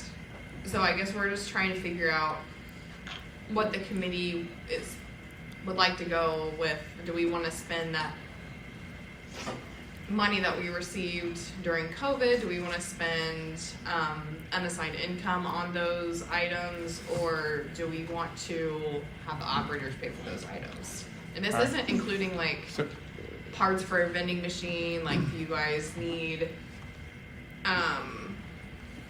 price scrolls or things like that. That still would be covered under maintenance and repair because it is a part of a vending machine.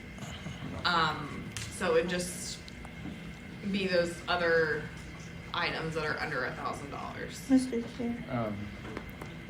One of the things, or a couple of things, one of the things I was going to say is the inventory money. The issue with spending the inventory money is our program can no longer use match money to buy inventory. So that inventory money is there. When that inventory money runs out, and I'm just trying to give you the disadvantage, I'm not saying we should or shouldn't do it, I'm just telling you that that's the reality of the situation with that. That's one disadvantage to it. On the other side of it, the unassigned income side of it, I don't, I guess we could probably do that. Some of that money, the unassigned income, I believe when we did talk about the budget in September, I think the unassigned income portion was $68,000 that the committee voted to give to the agency, but I believe $68,000 matched comes out to about roughly $250,000 or somewhere right about there. So yeah, that's a good chunk of money to help the program operate. Anyway, just trying to give everybody and I will go. Annette, you asked before. Yeah, a couple things. One, has RSA ever put anything out in writing yet? Mr. Chair, yeah, it's on the Federal Register. Well, no. The Federal Register has always been there. Is this a new thing? Because from what I've understood, this is an interpretation of an old thing that's on the register. Has RSA put anything new since all this conversation has come out in writing? Because I know were on the phone when the gentleman from RSA spoke, and I know there's all kinds of talk and speculation, and he was kind of answering questions kind of on the fly there, it seemed, on everything. But I have not seen, other than the federal regulation that's from way back when, anything up to date where that talks specifically about locks and keys and totes and... Mr. Chair, the Federal Register on this was released on Thursday, October 6, 2022. Okay, so that's a new one, and they didn't give the comment period. Okay. It talks about the supplies. Yes. And it talks about, items that fell under the 5,000 per unit capitalization identified in the definition of equipment, and then it going down to $1,000. So that register, and the controversy with that was, again, everyone was under the belief that anything that was published in the Federal Register had a comment period. Correct. And that no one knew, and I still don't know if they did a comment period, and that this was a shock to all SLAs and all operators throughout the country.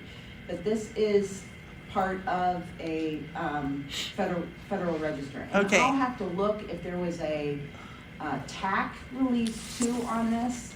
Not TAC on is a that. technical assistant thing, and so I will look for that as well. There wasn't one specifically to that. There was one that talked about match money and what it can be used for, and it mentioned business enterprises, but it didn't get into the weeds with this as much as it should have. But yeah, there was a recent TAC that just came out not that long ago, but like I said, it didn't get into this per se to this level. And I sent you guys the Federal Register. You that did. Federal Okay, Register, I misunderstood the date. January 20th, I sent that.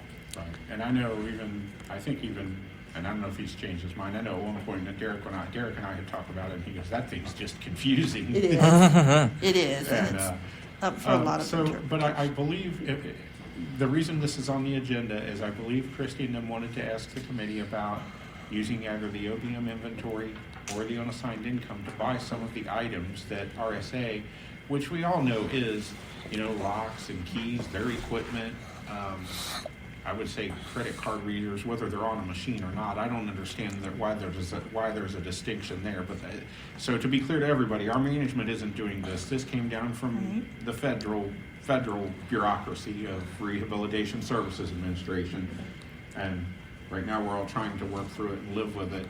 I think people do need locks. There are times when locks need change. There are times when keys and locks they're integral to the operation of the vending machine, just as a coin mech and a dollar bill acceptor, and in my mind, even a credit card reader is today. So I don't understand RSA's definitions there. There was some debate on the budget work group about, hey, maybe operators should be buying their own totes and buying their own carts. Some of us believe that dollies and trucks are equipment. Some of others believe otherwise, and the same for the totes thing. But I think I think what they're asking is, can they use some of the unassigned income to or the inventory money, one or the other. And I think they were asking the committee to pick one, and then asking if they could actually do that, to at least as a short-term solution, to see if some of the national people, like Terry Smith and others, Mickey Gakos, and I don't know who all else is involved, but and other organizations. I know NABM is doing everything they can. NCSAB, which is National Council of Agencies for the Blind, is it Katrina enough. McDonald? Yeah. Writing a letter to RSA. So there are people out there trying to get this at least dialed back or get this changed. And I don't know who else is involved. There may be other people. Hopefully they can get something done with it. I don't know. In the meantime, we still need to be able to operate and do some of the things that RSA says, we can't use match dollars to do. So I think as a committee, we need to make a decision and see where we want to go with this. Mr. Chair? Yes. Yes, this is Julie Russell. I own my own inventory, Mike and I both do, and I own my own totes. I bought those. I bought a storage cabinet for myself. I bought my microwaves at ODJFS because it was taking too long to get it approved by the office. And I've also purchased my own hand carts.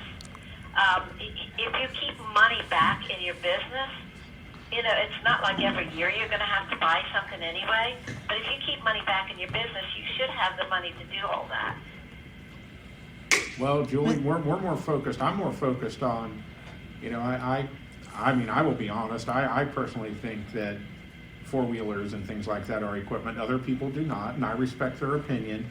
But I'm really, and I will tell you, I have a Cincinnati operator right now who he uses his microwaves he's preparing food with them.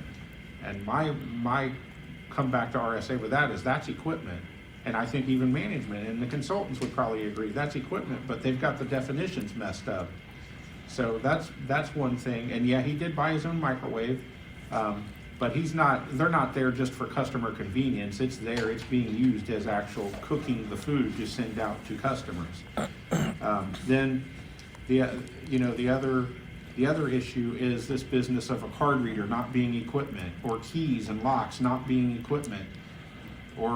And at one point, and I guess when all this started in Louisiana, RSA even went down the road of saying a coin mech, if a coin mech went bad, they tried to force operators down there to buy coin mechs or new dollar bill acceptors. And I think the only reason that got changed is Terry Smith got involved and made the case that no, it's already in the machine. It's a part of the machine. It's a maintenance and repair issue. So anyway, the whole thing's crazy. I think what Sally and Christy and Amy are looking for is just a way to operate, to be able to make sure that we have locks on machines, that operators have keys to unlock them, to make sure we, can function to do some things. And in the meantime, as we try and operate within these parameters, we can also try and get operators educated that, maybe something will get changed at the national level. But it's one of those things, it's going to take time. Because the gentleman I heard speak from RSA is one of those people, I can just tell you that once he's made up his mind, or he thinks he knows what he's talking about, it's gonna take something major to get him to change his mind. Mr. Chair. John, go ahead. There's one thing that we're also missing. If someone takes a temp facility, we're asking them to put a lot of money out of their pocket, like just for card readers and stuff like that. And that's also a problem as well, not for card readers, but even for the transfer fees. And that's a lot of money as well, but. So, Mr. Chair. Christy. So, again, I agree with you, John. I think that there's a lot going on. There really is. And I'll tell you, we're trying to rack our brain to see if there's any other options that we can tap that we're not thinking of. We're being again, we have to follow the law. We have to follow the law.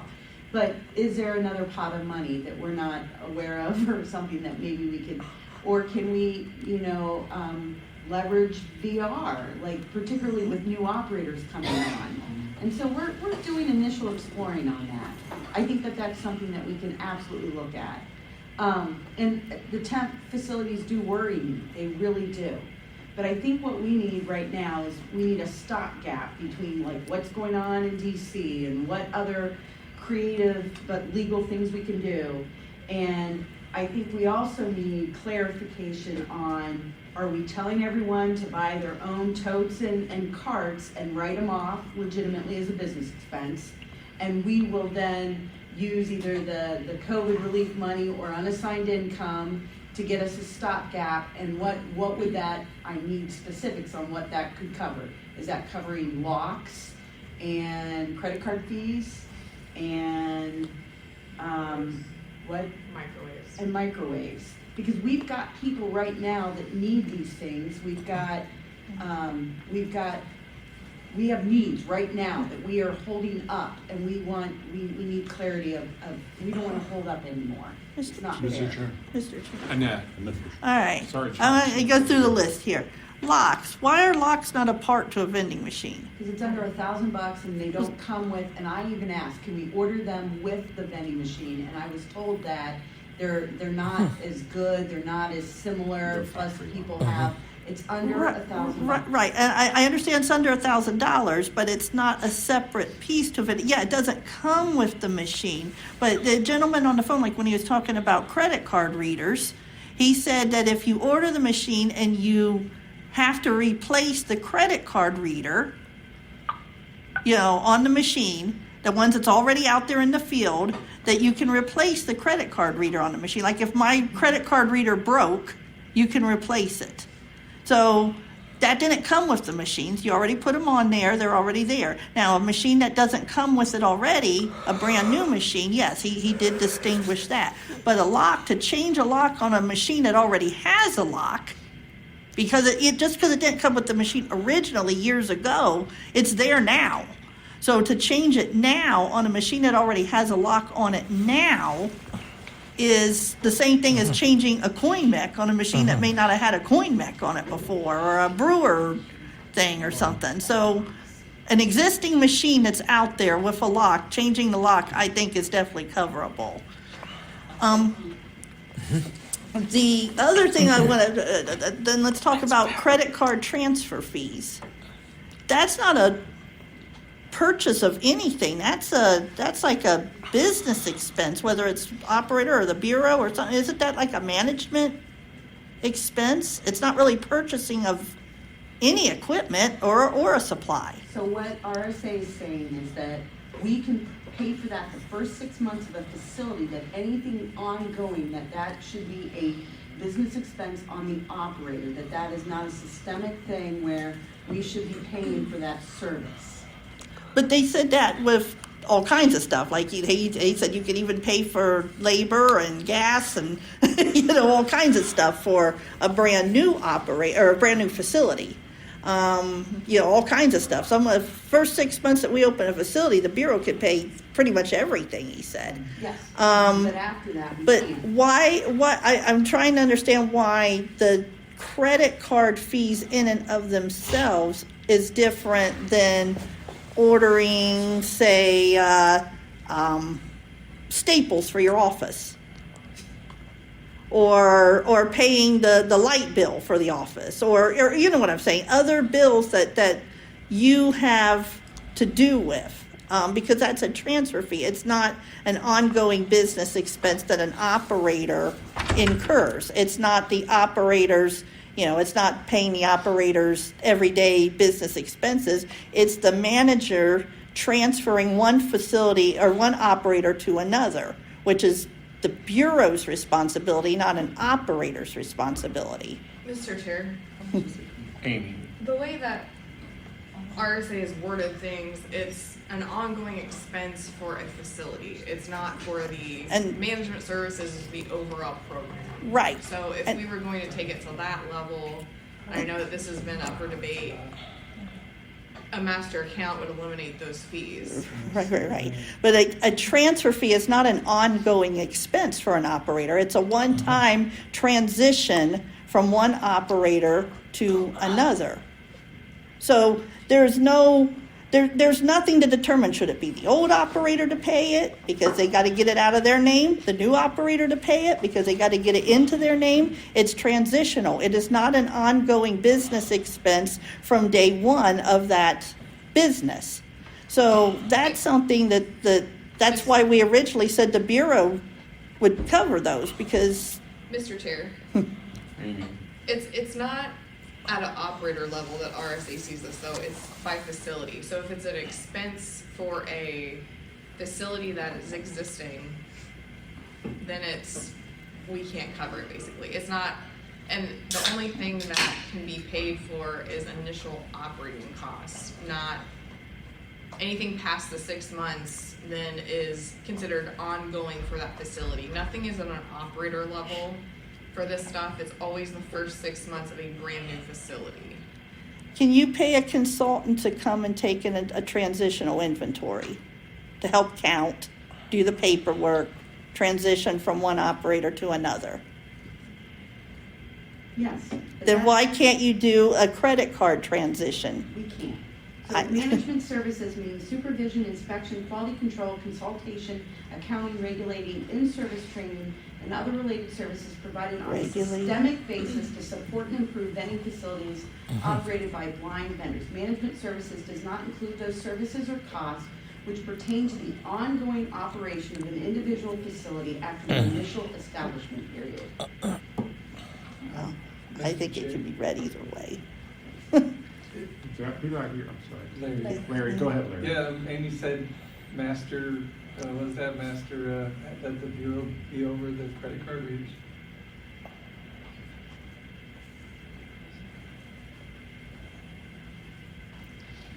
Mr. Chair, Amy. Larry, were you asking what it was or? No, well, it's $5 to transfer, but that was, you guys would be in ownership of them, and it's $30 per card reader to transfer? Yeah. I mean, these schools got a lot of machines, and that adds up. Yeah. Mr. Chair? John. Two things. I've always been against having the master list, but at this point, I'm starting to change my mind for this reason, but things need to be put in place to make it, so it's used by the operator. But anyways, that's not what I wanted originally. Do we still have all the old card readers that we got rid of?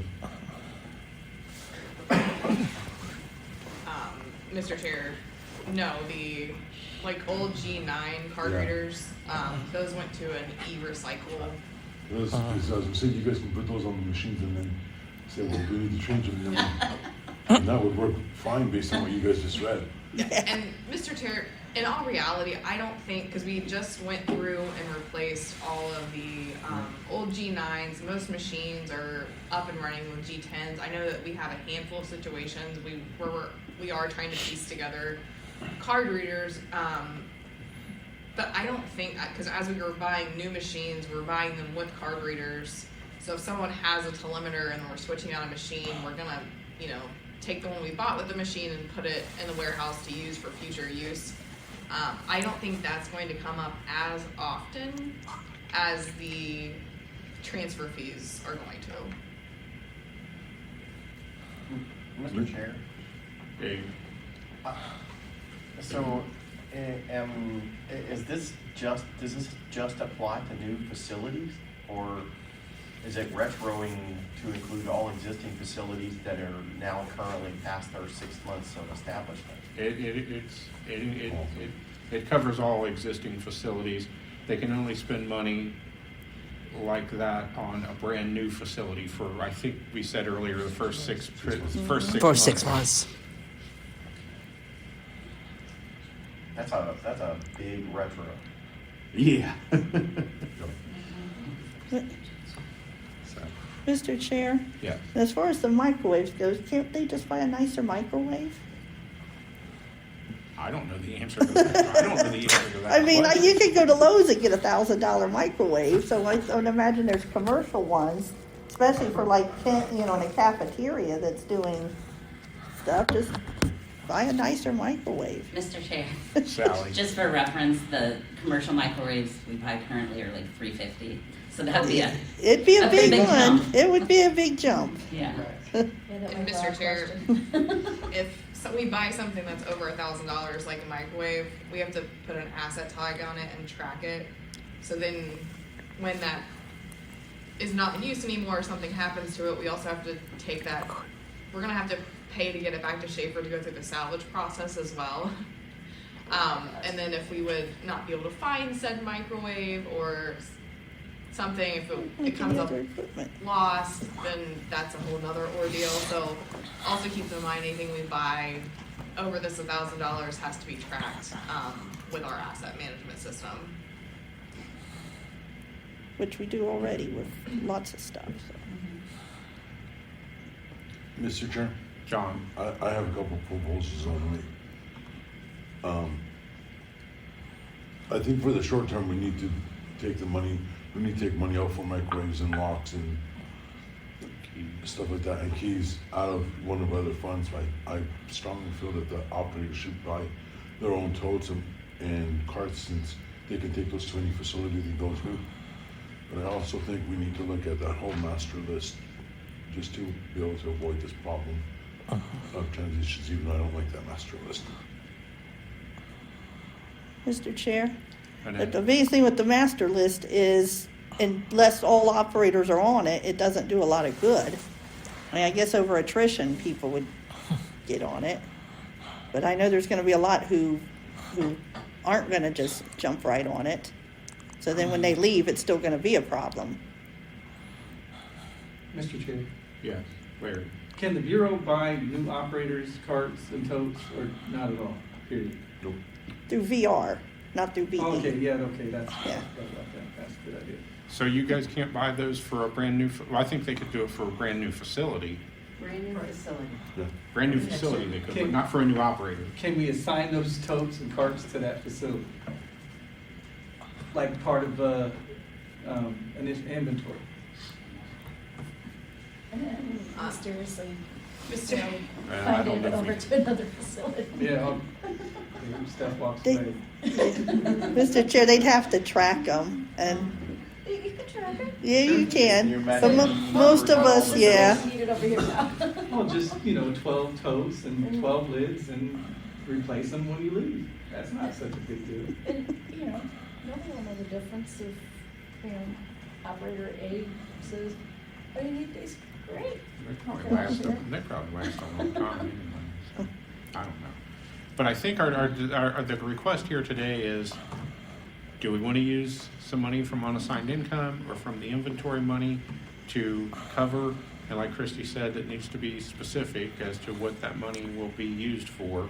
So if we want to put it in, if somebody wants to put it in a motion format, we probably need to do that. And, Mr. Chair, yeah. do we have an idea of what they spent last year on these type of items? Yeah. She sent it. in Yeah, the they thing. sent it. Mr. Chair, Yeah. I can run a few numbers if that helps. Yeah, read them. So on credit card transfer fees, locks and microwaves, just since it's October 2020 through September of 22, we spent around $28,000. So it's 2 years. 2 years. And then It's not a time. we go to the balance of that inventory fund, it's at 168,000. And then just keep in mind, if you do choose to use the unassigned state income, because we also have to pay insurance out of that, then that money will not be able to be matched. Correct. Mr. Chair, will the other money be able to be matched? No. No, anytime we're buying things like this, it's, you cannot use match dollars. Mr. Chair, That's what I thought. Yes. the unassigned income can be replaced, but the inventory income, that doesn't get replaced, does it? I mean, the inventory. Yeah, I know what Doesn't get replenished. No, it might a little bit, Larry, but not like the unassigned income does. I mean, it might get replaced if somebody pays their inventory difference if they leave or transfer a facility and they need to pay off.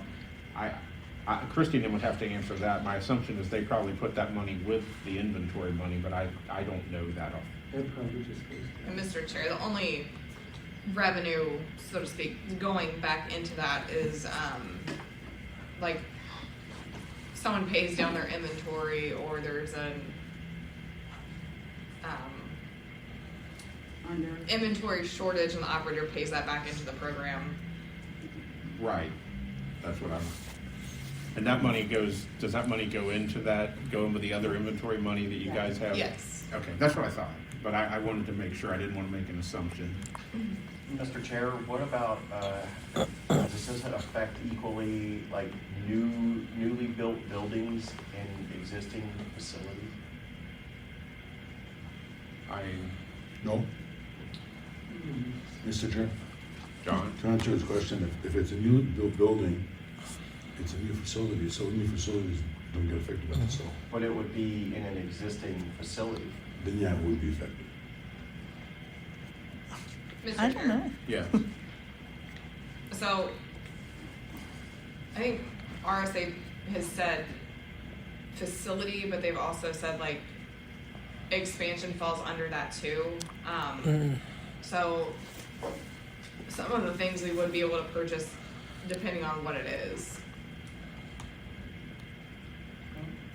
Yeah. Mr. Chair, Larry? which direction do we want to go? Do we want to just assign these occurring fees to us, or do we want to keep it on unassigned income or inventory and not try to lower the cost? Well, I guess my question is, do we, Amy, to you, to John, do we believe we have enough money to pay the insurance and to use some unassigned income money to accomplish, to do what we need to do here? Mr. Chair? Well, that's one thing we do need to talk about. I think, maybe short term, maybe to the end of to the end of the federal fiscal year, but at some point it's going to have to, and my hope is this is going to get straightened out or at least get dialed back, but I can't promise that. But at some point, we do need to give time to educate operators and transition this. The way RSA did this is just horrible. There was no transition time for SLAs or operators, vendors, whatever term you want to use, to get their heads wrapped around this. It just came out, like Christy said, one day, and first time I heard about it was on a national call in December, and I was like, what in the... In fact, I called Annette right after Yeah, the we call. were- Oh my God, what is this? Mr. Chair? John? I would like to propose that we use money from the inventory fund, because I don't think we have enough money in the other, unless I'm wrong, I don't think we have enough money in the other, unassigned income fund. How much is insurance? Mr. Chair. Amy? So at the end of last fiscal year, so September of 2022, for the fiscal year 22, we brought in about $119,000 from state unassigned income. Insurance usually runs about $50,000. So we would have about 70 Okay, left. I'm gonna change my opinion then. Then I would suggest, I thought it was less than that, sorry. So what I would suggest that we do is we take it out of the unassigned income fund and only give it until the end of September, and see what happens at that point. And I suggest that because it's not a lot of money. It's only about like just that part is only about $30,000. But I would suggest that the operators buy their own totes and buy their own carts, since they can take that to any facility they want. Is that a motion? Do I need to? Yeah, that'll make it as a motion. Okay. Okay. Yeah, that's a motion. It wasn't going to be, but that's my motion. Do we have a second? I'll second it for conversation. Okay. Obviously, you guys don't like it. Well, Do we have discussion? Mr. Chair, I like that it's quick. I like that it's only through September. It is a stopgap for the Right. moment, because in September, we have to vote again on what to do with those funds for benefits, but we already did vote that the program keeps that money this year, so it's there, and we're able to use it, so I think it's fine. Dave? Oh, I was just curious, what does a typical cart cost now for like the convertibles that we all use? I think they're about 500, aren't they? $500 or $600, I would bet. I've never had to actually buy one. I did buy my own totes years and years ago, and 14 years later, the majority of them are still, you know, all in one piece. But there were some totes provided with my facility at the time. They weren't big enough and they weren't what I was looking for, so I went and bought my own. Okay. Any other discussion? Okay, hearing nothing. John? Yes. Keith? Yes. Larry? Yes. And Dave? Yes. And yes. You forgot Annette. I was gonna say, I'm so left out. Oh, Annette, I'm so sorry. Yes. Perhaps wrong with me. That's okay. You're human. That's all right. All right, I'm gonna try and real quick and get through our work group updates, and then the rest of this, we're gonna try and, at that point, I think we're gonna try and go into executive session. And we'll try and get the lunch, time coordinated. Let's try and do these work group updates. Mr. Chair? Yeah. It's Christie. So again, just to be clear, we're spending money on we're spending the unassigned income. I'm still confused on totes and carts. Are we telling operators to buy their own? Or are we? Yeah, That's what's in my motion. that was part of the That's motion, part of the yes. motion. Just the total. Double check, okay. Thank you, sorry. But it does cover locks and keys and, Okay. does John, is that to cover card readers or just locks and keys and I don't know. That's whatever they're, whatever we? Is that gonna work though? I wasn't even thinking of card readers. the transfer fees. Oh, yeah, Mr. Chair? Yes. There is a vacancy announcement that is, well, actually, I think it just got pulled, but maybe there was another one. It just got pulled, the vacancy announcement, I think that I was referring to, so maybe it's irrelevant. But I was gonna say, it mentioned in there about credit card transfer fees, so. Yeah, and I think we had somebody transition into the post office up in Cleveland where I guess that facility's never had card readers. No. Which is shocking to me. Well, But, okay. so I guess it's irrelevant now, because it's not, we're gonna cover it now, so. Christy, did you get your question answered? Yeah. Okay. I guess let's start with work group updates. Let's start with statewide. So we met yesterday. We're gonna be sending out the invitations for the statewide next week. The agenda's pretty well set. It looks like it's gonna be really good. I don't know what else to say. Okay. Amy or Christy, and I know Cynthia's not here. I don't know if you guys know the answer to this. I know Chris Saban was asking me if there is construction around the hotel that we're at that would impact, I guess, travel or people traveling if they were walking to get in the door or anything like that. I don't know if there is or not, or if you guys even know the answer to that question. Mr. Chair, I don't know, but I'll be down there tomorrow night and I'll check it out. Oh, okay. And it's almost 2 months away too. before Who knows what's gonna happen. Statewide, so it's hard to say what it'll be like then. The next item, and I want to talk about something, John, and then I'll turn it to you and Amy, and what I wanted to talk about, and Christy may want to chime in on this as well, is in early February, Annette and I met with Greg Dormer, the SBI Deputy Director, and Christy was on that call as well. And what they talked to us about was Mike DeWines, our governor's proposed budget. There is a lot of money in that budget proposed for people with disabilities. And it will help OOD out, not just with, those who are blind or visually impaired, but other disabilities as well. It will also help out our program if the legislature, it is going to be up to the Ohio legislature to approve it, but if it approved, basically, as I understand it, right now if we spend federal money, there's a federal match, and then, it's just a federal match.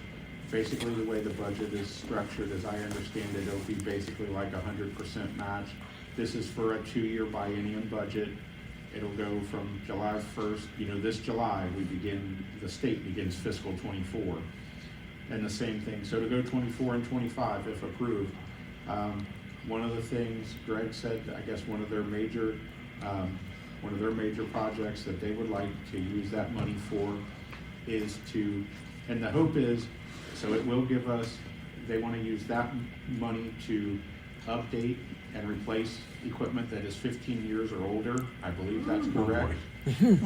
So there will be a lot of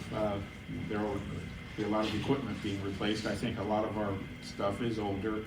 On the flip side of that, hopefully that'll free up some of our other service charge dollars to, expand into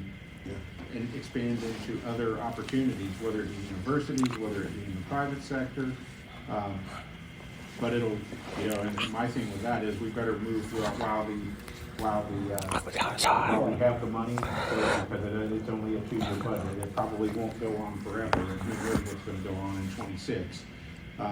But we'll accomplish all that we can. I believe it's good news.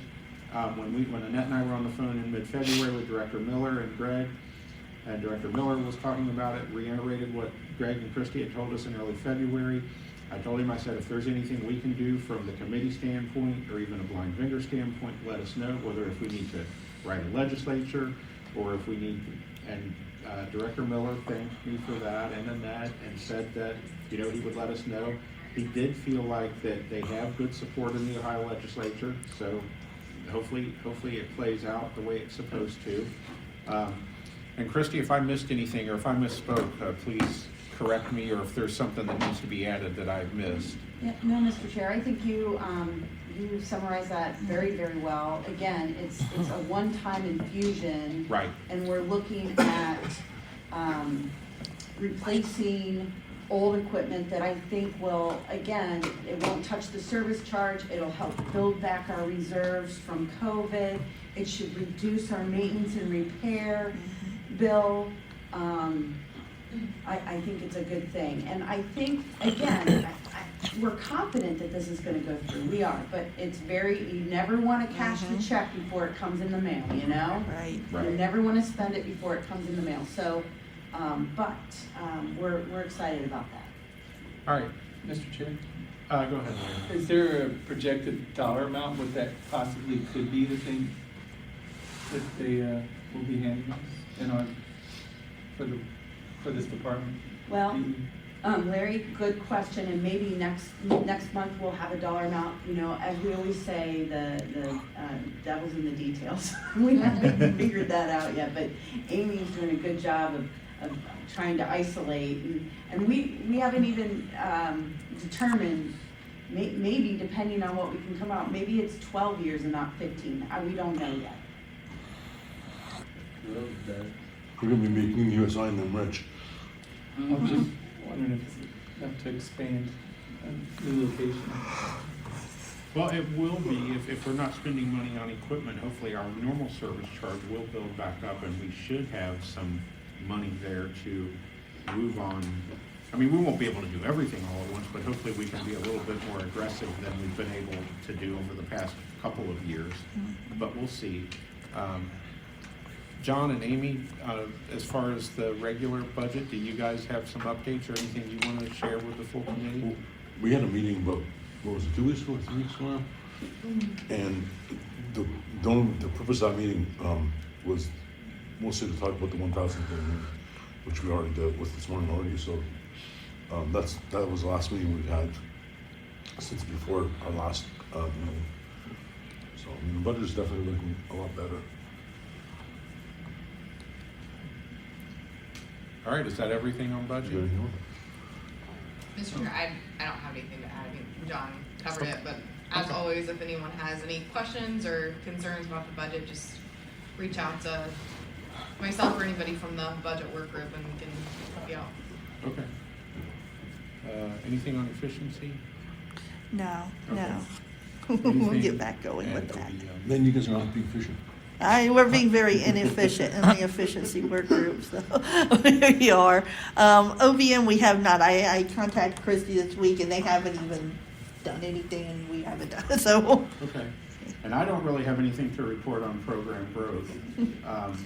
I was kind of waiting to see management response to motions before we moved, but I am glad Sally went ahead and sent those letters to Cincinnati State and to Miami University. And just a reminder, in case, I know a couple people maybe come in a minute or two late, she did say if they don't hear back from them by March 31st, they would take next steps, which involves legal. So we'll go from there and see what we need to do with those. Mr. Chair, I do have another program growth thing. It's little, but You know, Sally, John made a good, or somebody asked me about this earlier.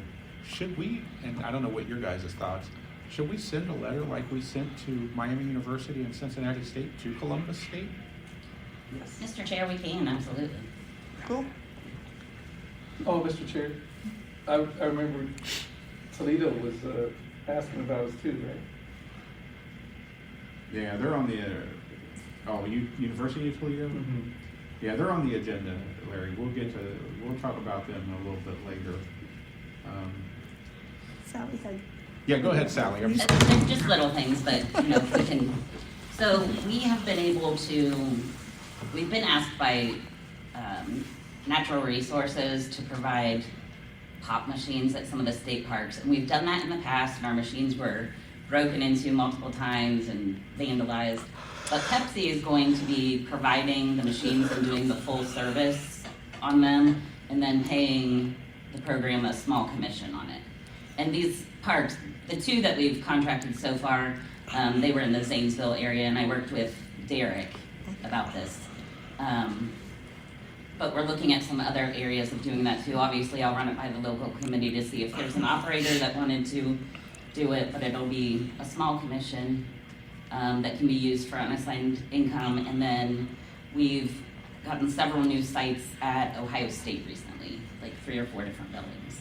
Mr. Chair, John. how much is the commission that they're paying? I don't know just yet. I just sent in like our W-9 and paperwork. So. Because, just keep in mind, they're paying me 35%, so Sweet. you don't want to be less than that. Okay, good to know. All right. Okay, if there's nothing else with program growth, I have some other things on here that I wanted to try and get to before lunch, but because of the time, and we need to accomplish one other thing, and that is to go into executive session to be able to talk with Tammy Chavez from, who is our AG representative for the committee. And in order to do that, I do have to say, anyone who's not a committee member does have to leave the room. All right, guys, it is 12:50. We're gonna come back in session, and come to order, so let's go ahead and get restarted. The very next topic on the agenda is the ODOT Bureau Grantor Agreement. Speech off. So we're gonna, I believe this is a revised version from the one we talked about in January. So I want to open that up for discussion and see where we need to go, or what concerns or issues anybody has. Mr. Chair? John. I can't remember your name, I apologize. The attorney for the Bureau said she's gonna look into some of the boilerplate content of that BJ. I mean, yeah, did you find anything out about that at all? Mr. Chair, this is Dimitri. Can I ask you what you mean, because I know that the last time that we all were here together, different people had different concerns about what was boilerplate and what wasn't. Well, some of the things with the discipline, for example, we felt like that really belonged there. Okay, so for that specifically, and, you know, management can jump in if they want, I had a discussion with them about, you know, what the purpose of the language was, you know, what it meant, and my understanding, and they can weigh in on this too, is that that language is to force ODOT to use our rules for discipline instead of unilaterally punishing an operator or shutting down the whole BGA for the entire group of operators that are at these rest areas because of one person's actions. So if there's, I can try and pull up that language and we can talk about it, or if that's enough of an explanation, but that's why that language is there and why we put it in all of our templates. But I'm open to, let me let you respond first and then I'll same one. Hold on just I one could second. add, Mr., anyone on the phone, if you guys could mute, there's some noise coming through, we'd appreciate it. Yeah, somebody has some background noise. It is *6 to mute and *6 to unmute if you need to speak. Sorry, I just. Mr. Chair, it's Christie. So I think the takeaway that we had heard from you guys was that you felt that we were repeating rules. So even to the extent where it said that the operators will fill machines and, provide good customer service. So we heard that. And again, the agreement is between us and ODOT. So we're like, yeah, we should take the operators out of it, and it says, you will provide service that involves, vending. You will provide vending in a friendly manner, just like it would be if anyone had, again, I'm sure a contract with ABI and another grantor or another entity has similar language that here's what the contract's about. You're providing vending. So we talked about that. Again, they're not party to the rules, and we get that, but we want to also make sure that they don't dictate or say, I'm not going to try to bring up specific incidents. I will let that go, but you need to remove this one operator because of this reason. No, we can't do that. We have a process, and we're going to follow our process in 3304-121. So that's why for that. The other things that we went back and forth with was we agreed with you on the insurance stuff, and I also got another follow-up from Jeff, and I got to reach out to him. I'm not worried about the insurance. We kind of cut that down. I'm not worried that you guys have to go out and get extra insurance or anything like that. I think the boilerplate insurance was DAS's stuff, but we double checked. We're not requiring additional insurance. We took out that gap thing. And the auto. Took that out and told them we had to take that out. I know, and I heard you guys about the signage on the freeway, and their response to that was, sure, we'll put sign up if you pay for it and you install it. And so we kept that in there that, if they can invoice us for signage when they're going to redo signage where it says, rest area had vending machines down below. And I think those were the things. The only thing that I think is still outstanding, and again, we have to, was the one piece about utilities, where their feeling is that we will provide you X. Here is a blueprint, here 6 machines, we will have the outlets, and if it's water for a coffee, this is what you get. And if we come back and say, well, we want this extra stuff, they're like, so you have to pay for it. And then again, we're trying to figure out, we're not allowed to use RSA, federals, we're not allowed to use set aside, depending on what it is, we're allowed or not allowed to use federal match. Is there another pot of money? Again, we can't go to your unassigned income all the time, we get that, or any OBM, but we also need to make sure in that agreement that it is not obligating us, you, or anyone, utility of any source of ongoing utility. Again, can we provide in an existing or maybe a brand new building an outlet to be put in? I think we can. I don't know what fund right now that we can use, but we're trying to work that out. But their feeling is that anything above what their blueprint should say, they don't want to pay for it.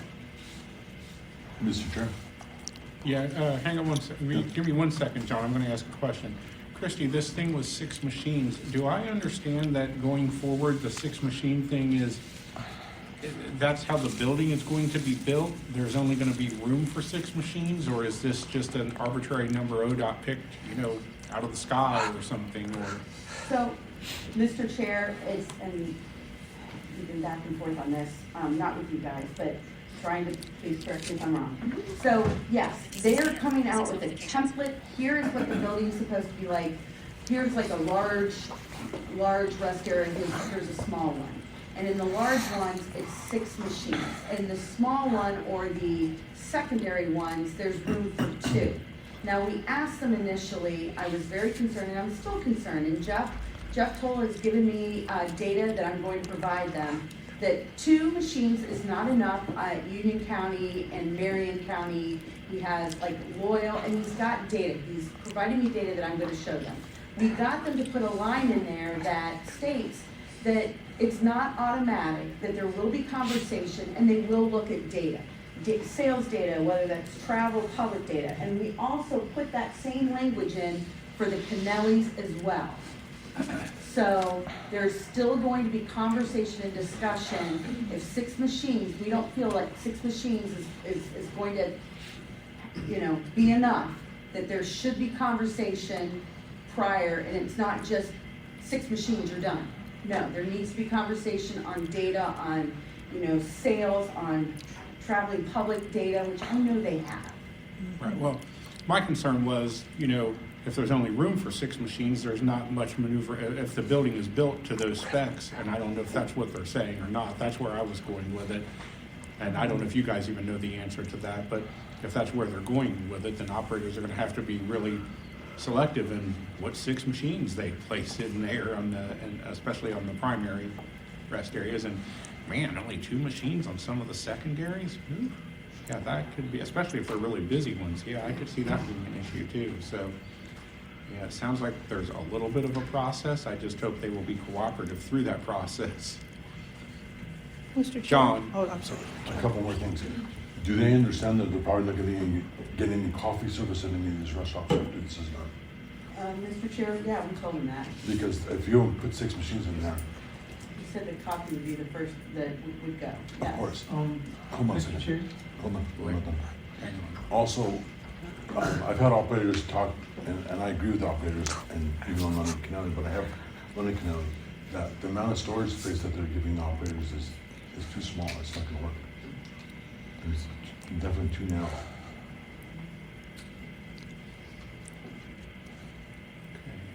So, Mr. Chair, again, I hear you, John. They're gonna give us, I can't force them because we can't pay for it. That's the problem. We can't go to them and say, we need X amount of storage. You have to build that into your building structure, your budget. You have to pay for it. Because their first response to me is, well, can you guys subsidize that? Can you pay for that? And we're really hamstrung by RSA and their rules on paying for that. And I know that we provide a service to the traveling public. I get it. And I think we have moved them. We have, slow. The other thing too is that, and I was not thrilled with this initially, but this contract's gonna be on a biennium cycle. So, we can always come back and we're gonna be talking about this 2 years from right now. And if there's issues, if there's problems, we can always address them again. It won't be like a 10, 15, it won't be a contract from like 1997. So there's gonna be room. And the plans, again, it takes them forever they have to hire an architect, they have to go through all this process, and it changes a lot. Just, you guys know right now, and I know that there is anxiety with the schedule that they have. And I know that people are like, oh, my rest area is closing down in June, and then June becomes October, and then it becomes the following year. I mean, we've got rest areas right now that should have opened up last summer, and they're still being waiting to open up. And I think that that's also important when we're talking about, this fair minimum, the stipend come September. We'll have to have a more robust conversation because of upcoming closures. But again, I don't know, we need more storage, they're not gonna be receptive to that. Larry. I was part of when they opened up Preble and then the new style. I think I had 7 machines and a changer. I know no one's not using those, but there was room there for equipment. Mm-hmm. And the storeroom was adequate in that new building, but I just, being stuck on that 6, depending on what machines you got, 4 wides, 5 wides. We should be allowed to work with that space that's given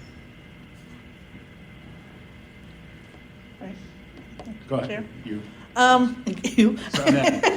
Yeah, that's okay. 2 things. One, when it talks about the difference between the Kennellys and the secondaries. Are they including Curtis Joyner's facility as because of the number of machines? Because I know it's on a secondary, but it's always kind of been that exception. He's considered Canelli, and I think he's one of those buildings, kind of like Fairfield County. I don't think that's not on the list to be replaced. He's not, that's right, but just in the future, I just wondered. And neither are Dwayne's, but for the future. Dwayne, do you have more than 2 machines at yours? Yeah. Okay. Well, at 23, I've got 3 on each side. Okay, so we, And same at Route 30. right, so they're not on the list right now, but at some point, we, just to keep it in mind for the future if we need to change that.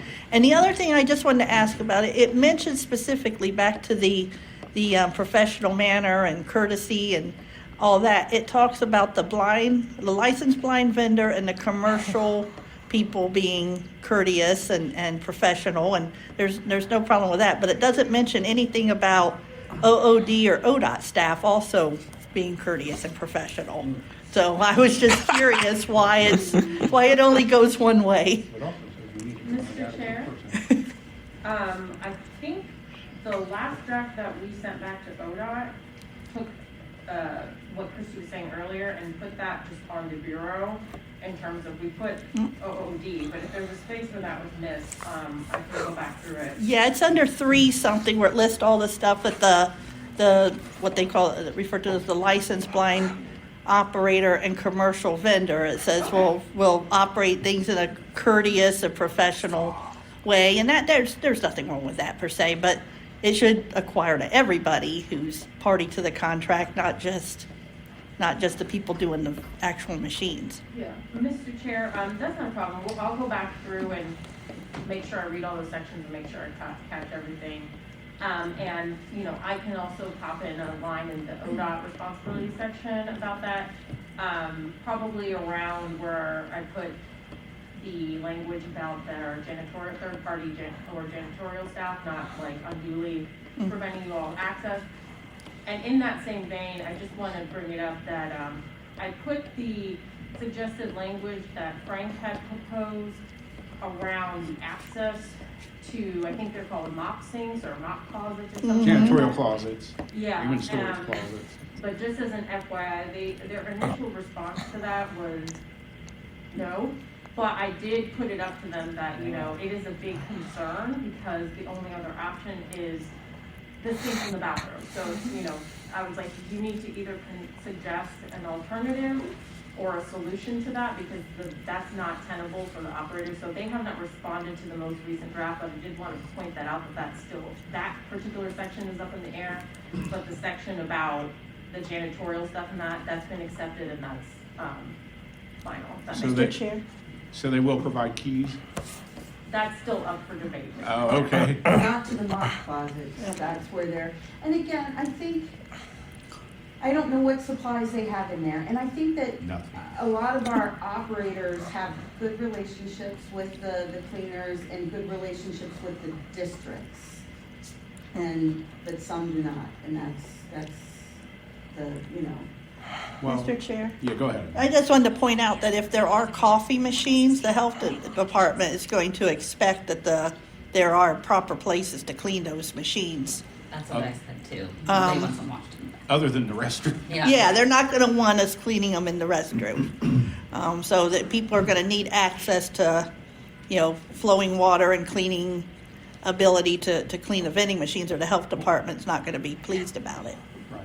And especially in these now it may change when the buildings are remodeled, but I know in some of the older buildings, like on 70, before 71 North and South were remodeled in Warren County, the janitorial closet and the sink and the storage closet were all right there with the machines, but they were separate from all the restroom buildings. So not only that, you got to tear the coffee machine apart and haul it up to another building for all the parts anyway.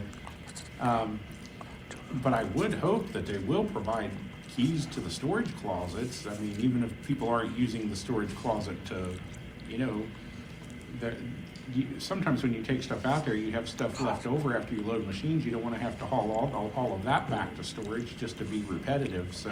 Mr. Chair, I think we're talking two different things. Not the storage that you guys use to store products. That's one, but the mop closet was, I thought, separate. Yeah, they're right by, but in the old style buildings, Christy, they're right next to each other. And, in the buildings where the vending is separate from the restroom building, they're right there. Any ones I've had, any rest areas I've been in with those, there's really nothing. I think they had maybe a ladder in that janitorial closet when I was on 71. They did. And that was about it. I mean, I wasn't gonna use their ladder for nothing. Okay, so it's not that they store like toilet paper? No. The one he's talking about, there was actually nothing there, because I ran that for a couple of months. Okay. But now, in the building I'm in now, Christy, where everything is in together, and it's a whole different, it's a whole different game where I am, because those buildings are well maintained by the caretakers for the most part, especially first and second shift, and as you get to third shift, it might change a little bit, but those buildings are well maintained, and they can usually get us access to, the janitorial sink or whatever we need to get in there. And usually on day shift, at least one of those rooms is open, and they're, if there's not a janitorial person in there, they're on site somewhere. So, in my case, I don't need a key, but in like these old style buildings, people like where Yvette Shackelford is, she does need a key.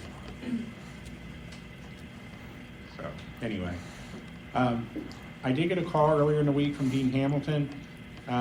He was telling me, that there's some things in there about expiration dates, that everything needs a barcode or an expiration date. I don't know that anybody has a problem with that. I don't know that it needs to be in there. I think that's more of a rule issue. But one thing Dean did share with me was that a lot of companies are thinking about removing these quote unquote, I guess is the term nowadays, is freshness date or best if used by date. A lot of them are thinking about removing them. One of the things I think my wife pointed out to me, and she wasn't sure which product it was, she said off the top of her head she thought it was Chex Mix. Some companies are putting those dates on the back of the bags now, and I don't want to put bags in a machine backwards. I don't know what the point of that is or why they're doing it that way, but the only point I'm making here is the industry.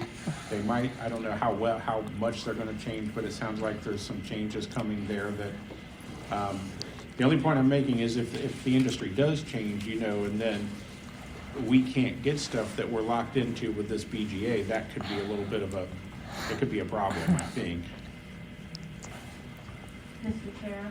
Yes. I think you're bringing up really good points, and honestly, that was part of our conversation on that piece, because they wanted to ensure fresh food, and staff explained to them, their program administrator, that you can't be putting things in the machine backwards or whatever, and so they agreed, and so I think that it's not meant that it needs to be forward facing. It's just like, for some reason a consultant was looking in that or something like that, just to make sure it's actually fresh. And if you have any suggestions on language to make that more clear, or we can maybe throw something in there like keeping with industry standards on identification of fresh food, whatever, I'm happy to workshop that. Not necessarily here if you don't want to take the time in this moment, but if you want to shoot an email, think about it, how best to address that specifically. But we did talk to them about how barcodes aren't always on the front, or how there's not always barcodes and things like that. So if you feel that language is representative of that understanding, let's workshop it a little bit more. Yeah, well, and my point to all that is I don't want to see us get, 11 months down the road or 12 months, and then the industry makes some big change that none of us were expecting, and then ODOT's coming to you guys going, well, wait a minute, where's the dates, where's the bark, and I don't know what the industry's going to do. I can't foresee the future, but I'm just trying to plan for it as well as we can at this moment. So, and if we can come up with some better language, and I appreciate that offer, we can certainly try and tweak that and make it a little bit, still accomplish the same thing, but make it a little more general. I don't know if we want to say generalized or whatever the term would be, but John. First of all, with barcodes, all the barcode tells you is the name of the product, so I don't know why they would even care about a barcode being on the product. So I mean, it's totally irrelevant to anything, because no one's gonna go out there except us who can't see what the product is to see what the barcode says. And with the dates, the idea that you just mentioned about industry standards actually makes perfect sense. I'm sorry, John, what was the last part of that? I said the idea that she just mentioned, that Dimitri just mentioned about working with industry standards makes perfect sense for the dates. Yeah, But the barcodes really has no business being in the document. Mr. Chair? Annette. I think that, I read that a whole other way, which is funny how contracts are up for interpretation. I read it that it said it's labeled for individual sale, meaning that they want products that actually have, appropriate wrappers on them that are individual, not somebody going to, the grocery store buying a box of cupcakes that are just in a clear cellophane paper and doesn't have any labeling on it. That's how I read that, because it said, products appropriate for individual sale with barcodes and dates. So, Mr. Chair, Yes. to that point, I know when we've ordered candy bars, we'll get them from CM's or we'll get them from Wi-Fi status, VSA, you are currently connected to ViStar. iPhone. And I've noticed that ones that we get from ViStar, if you get them, I forget if it's They don't have a considered barcode. vending single bars, they don't necessarily have a barcode on them. But like when we get them from Sam's, we always have a barcode on them. Mr. Chair? John. The reason that's the way is because Vistar sells their products, both versions of the product. It was, one version was safe for retail, the other was safe for vending. And the ones that safe for vending don't have barcodes on them, and are usually cheaper, by the way. Yep. So I have to deal with that because I have to buy retail ones for one place, and the other one doesn't matter. So that's the reason I know that. But that's again why I don't feel that the word barcode should even be in the contract. All right. So we still have a couple changes maybe? I think we're getting there, though. I think we are. I think we're getting close. Any other discussion on this? Mr. Chair? Yes. Have you guys had a chance to review 6.3?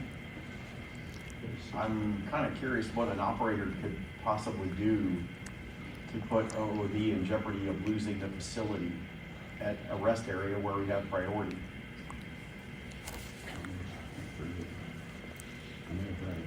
I would be worried about how that language could be interpreted and more importantly, how it could be used in the future the way it is. I don't.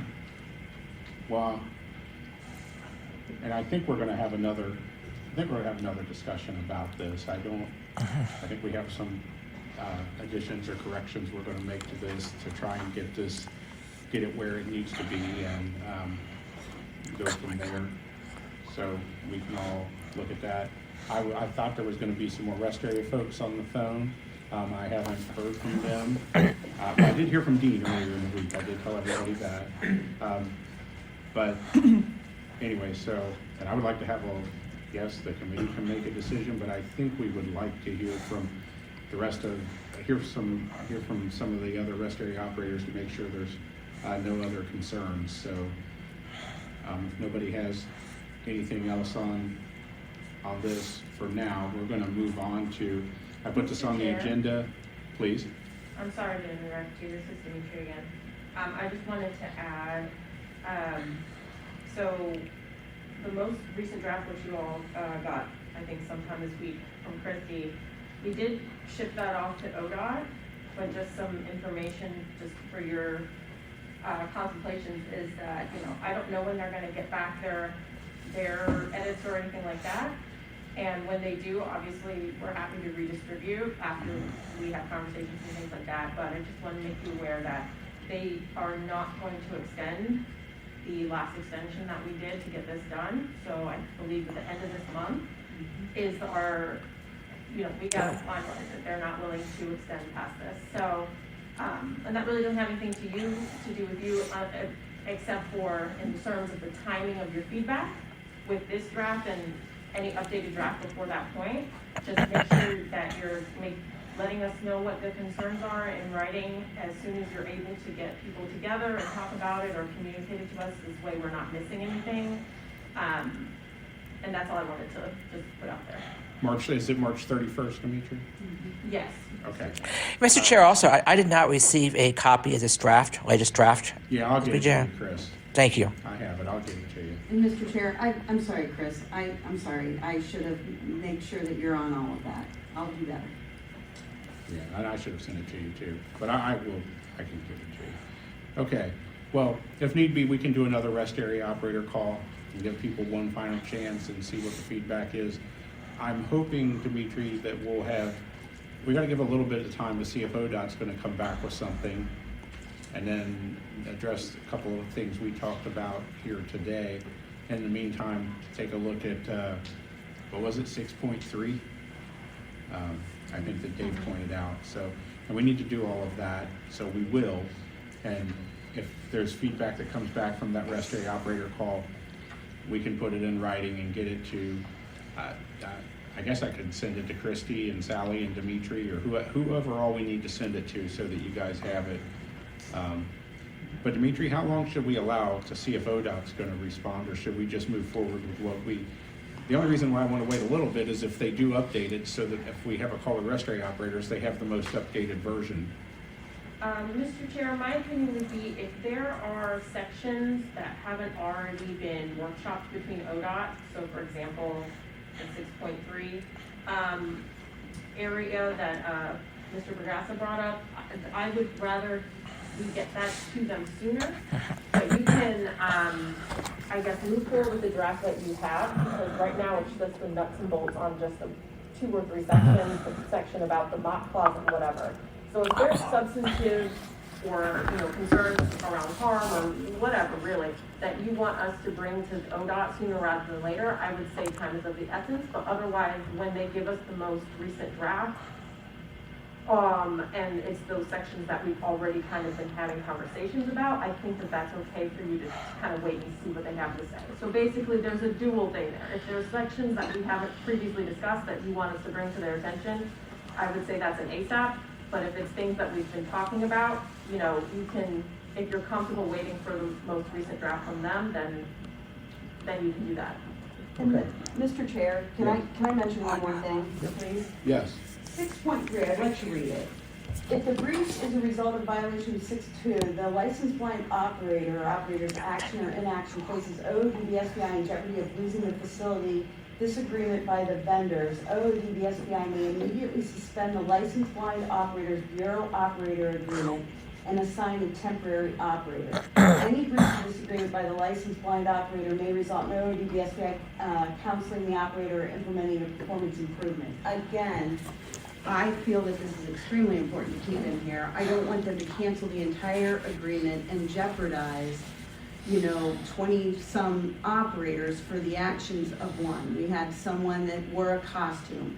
Heaven forbid we have someone, and we've had this at a post office, sell drugs or do some other illegal activity, or something that disparages the BE program, OOD, or ODOT. It's a protection for the masses, that I don't want the action of one operator to cause, and it doesn't have to, I want that protection in there. I really do. And it's not to skirt priority. I don't want everyone to be tied to one person's possible illegal activity, if that makes sense. And I think there's enough protections in there that says we suspend. We also have in our rules that, there's a process when we suspend. We talk to you guys. It also, talks about performance improvement. Again, I think this is like the worst case scenario that hopefully we do not ever have to deal with. But to remove this, I feel doesn't give the protection of the majority of the rest area operators. Mr. Chair, John? the only thing I'm uncomfortable with in that section is the word any. Because the word any basically says that I can look at something the wrong way, or I can have an out-of-date product in my machine and be kicked out of there. I'm not saying that they would do that, but I just don't like that word any. It's too general. Mr. Chair, so yeah, that's something that maybe you and the operators need to kind of talk about. And the last thing I'll say about contracts, because I'm not sure how excited everyone is to talk about this, is, I think I mentioned this at the last meeting, but the Bureau does have to update the BOAs and TBOA agreements to be compliant. And so if you, over the next couple weeks between the next meeting, if you want to take a look at what they look like and kind of preemptively start thinking about what terms or conditions you think might be beneficial to the operators, so that the next meeting we can start talking about those things. I know that's not an exciting topic, but that's one of my marching orders is to get those things up to date. And that might be a good place to put additional protections or considerations that the operators,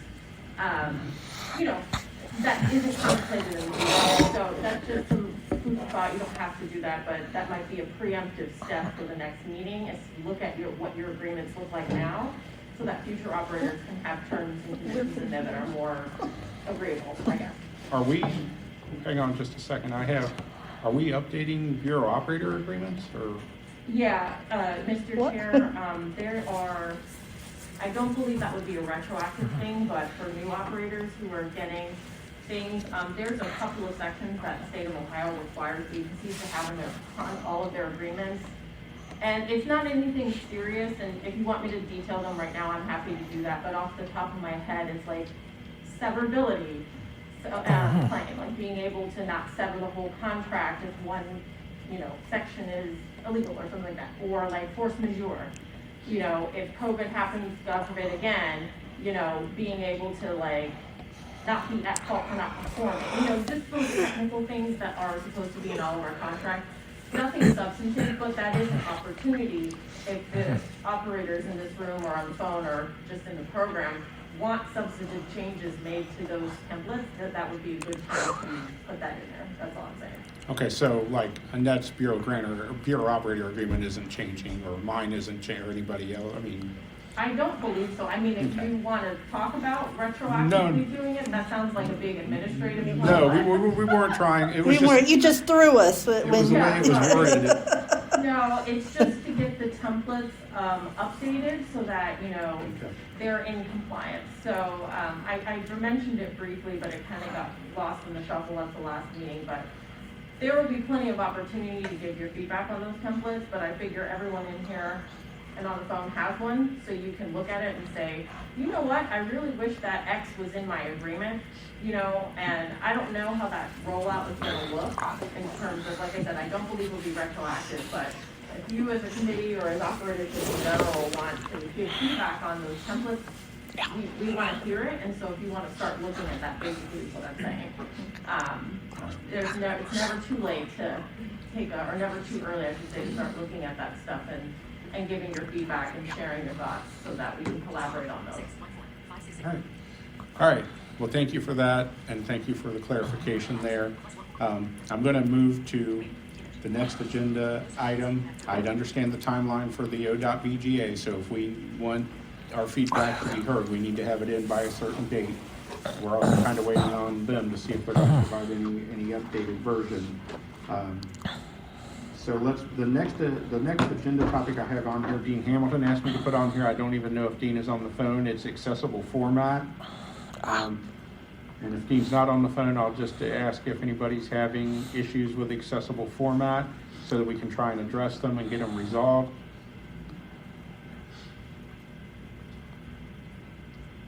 All right, not hearing anything. Going once, twice, third and final time.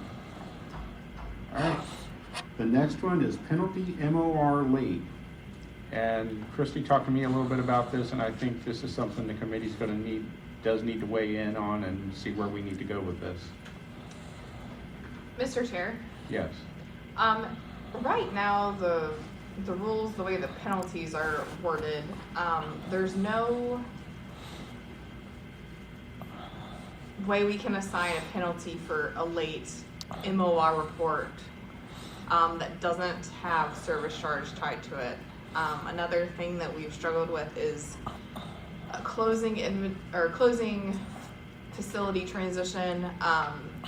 When that MOR is due, the payment isn't due until the MOR is turned in. So when that's late, there's also no penalty or anything in the rules that we can do about that. So right now, in the past, we've had a situation where someone's MOR was late, there was no service charge due, and I believe that Christy or Sally worked with the local committee about that situation, and they wanted the late to count towards selections, but not to a monetary penalty. So going forward, this is going to be really hard to track in that terms, because the way our system is set up, when a report is late, whether there's a $0 service charge or $10,000 service charge, it still is going to get that same penalty. So if we're not attaching monetary penalties to all of those late reports, that's going to be impossible to track accurately, because our system's just not set up to do that. So in the situation that came up in the past where we're not assigning a monetary penalty to her late, in our system, if she would ever file again and be late, we're gonna have to refund her that money. So we can't we're gonna have people pay and then refund them. It's just kind of we need to kind of figure out how we want to proceed here. Mr. Chair? Yes. May I, there, in the rules, when it talks about penalties for lates, it only refers to late payments. It doesn't refer to late reports. The only place that anyone is penalized at all for a late report is in the selection rule, where it specifically mentions reports.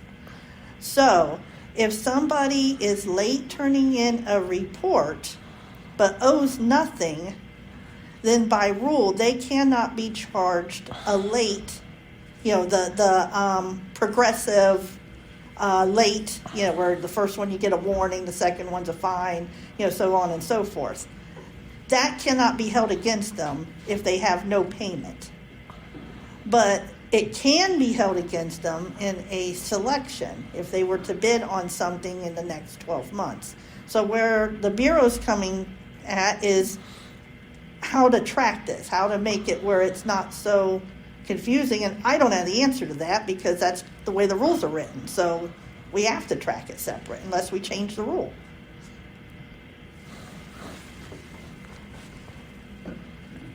So did everyone got it? It is confusing. It's very confusing. It is. And it came up because we had an operator who was late filing an MOR, but owed nothing.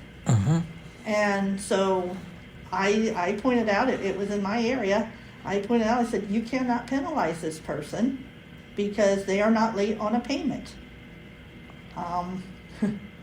But they do get penalized in a selection for the next 12 months at least. So. And like I said, unless we change the rules, I don't know how we can do it any different. So, Mr. Chair, I guess what we'll do is we will, again, use our system the way it's designed and then just refund them when they get that second link. That's the only way that we know how to track that. The other thing is, my first inkling is how often is this really going to occur? Not at all. However, I look back and there's quite a few people that pay zero service charge. So I don't know how long, how often it's going to occur. I think we'll monitor it, and if it does occur often and it becomes a huge issue and a tracking nightmare, then we might have to open up the rules. I think the intent of everyone was that there was, a report payment was the same, same thing. You can't be late on a report. That was the intent. But the semantics is not in there. It just says, for the penalty, it just says payment. Mr. Chair, Larry? this may not be pertinent, but I think the bigger issue is zero service charge. It can happen for a month for somebody. Mr. Chair, as long as it's counted as part of the selection committee, it's not that big a deal for right now. Mr. Chair, Yeah. we also run into, like the program doesn't know that there's zero service charge until the report is filed. And we've also run into a situation where we haven't sent the letter because we don't want to tell them this is your second penalty and you're going to be charged this amount or whatever, because we usually like do that in a timely manner. But we've had an operator say in the same month that the other situation occurred, I haven't received a letter, so I'm just going to file both my reports on the same day because no one's told me otherwise. Well, you can't do that. You have to file one day to let the system run, and you can file the other one the next day. So in this situation, What report are you talking about? MOR. the MOR. 2 MRs on the same day. So Like someone, if you have a temp or and this is a permanent operator, Together. but they're saying that, because we usually send a letter that says like, this is your first penalty, second penalty, whatever, you need to file your MOR, yada, yada, yada. Well, this operator saying he never received a letter saying that he couldn't file both of these reports on the same day. It's just like, we don't know until the report is filed that it's going to be zero, so we don't know exactly what path to take. Because if a late report is different than a late payment, what communications are we supposed to send to the operator until they file? Well, and I don't know the solution to that. One thing that I know of though, and Christy, Sally, Amy, I know we've ran into this in the past when an operator, they get like their first late and then they're told, okay, well, there's no monetary penalty. But we need, when that happens, we need to make sure as a program, we communicate to them clearly, yeah, there may not, on your first one, there's not a monetary penalty, but you are dinged for it in the selection process. Because there's been confusion about that in the past with people not realizing, they figured since there was no monetary penalty, there was no consequence at all. Mr. Chair, I thought it said that in the, in the nastygram that they send out about when you're late, you get the letter saying, shame on you. Doesn't it say in there that they can affect you in future selections? At least it used to. I don't know. I haven't read it in the actual letter in a long time. Mr. Chair? Yeah. We'll take a look at the letters and. Okay. Yeah.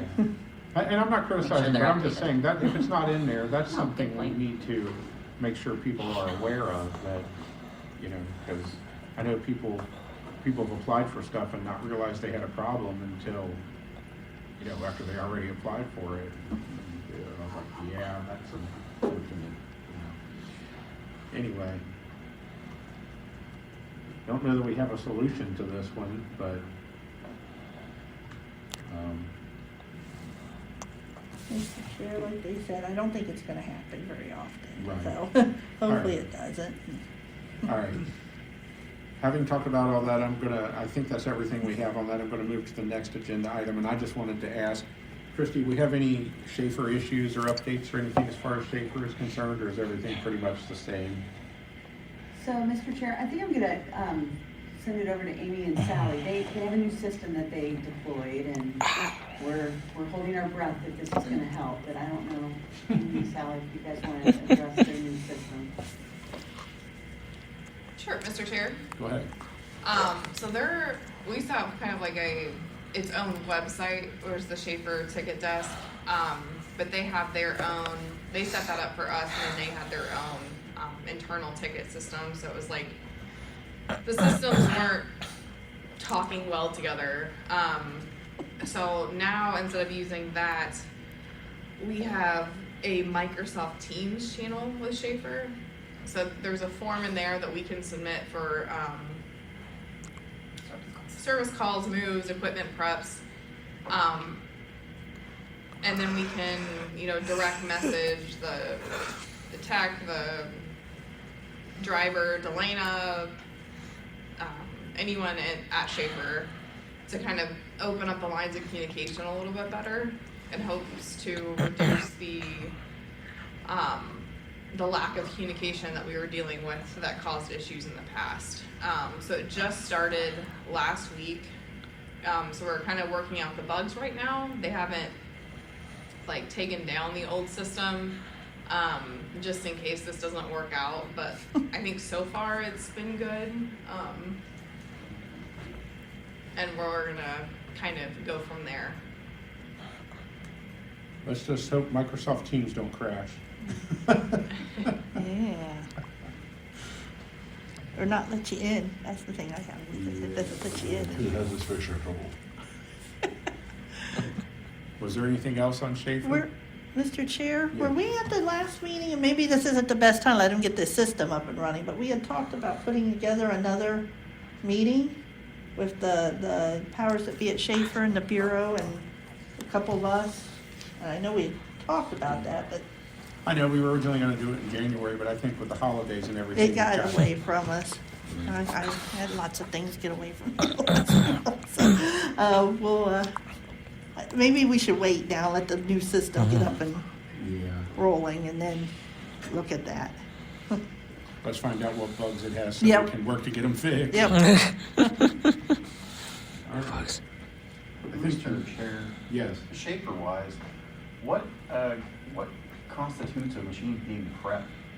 The only reason I ask that is I've had 2 identical machines arrive DOA from Schaefer, and supposedly in both cases those machines were prepped the day before. Why do we wait until we're ready to deploy a machine to prep it? Why isn't it gone over while it's sitting up there? Mr. Chair. Yes. The machines are prepped kind of for an operator's liking. One operator may want a stack machine set up with 10 and 12 count coils, another operator may want 6 and 8 count coils. So there's not really a purpose in us prepping them, so to speak, if they're gonna have to be re-prepped. It's just kind of a waste of time and money. And another thing, the warehouse is not the cleanest place. So if a machine's sitting there for a while, it's gonna collect dust, sometimes mold, depending on if there was moisture left in the machine. So I think it's just better for when we know that it needs to be deployed, for the consultant to work with the operator for it to be prepped how the operator wants it, even down to the coin mech tubes. That way there's not additional service calls afterwards. But if you were having issues with an equipment prep, I would let your consultant know, that way that we could filter those back to Schaefer. She was there. Okay, then we haven't heard anything about it, so we can ask her and see if we can get the problem corrected. Well, I was able to, so the one machine that was supposedly prepped the day before that was DOA, it was filthy. So there's no way it was cleaned the day before because it was covered in dust. And that machine was down for probably another week or 2 while they brought a new board. The last one just recently, because I had a lot of contact with one of the engineers that works for Crane, I actually had a firmware update that I installed on the machine and it brought it back to life. So I saved us an additional service call. But they were 2 identical machines, and they both arrived DOA. That was just peculiar.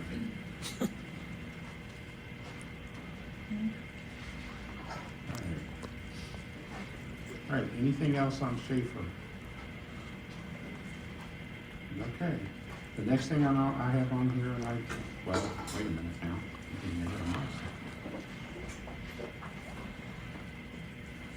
Bear with me 1 minute here, I lost mine. The next thing I have on here, do we have any updates as far as universities go, the university update?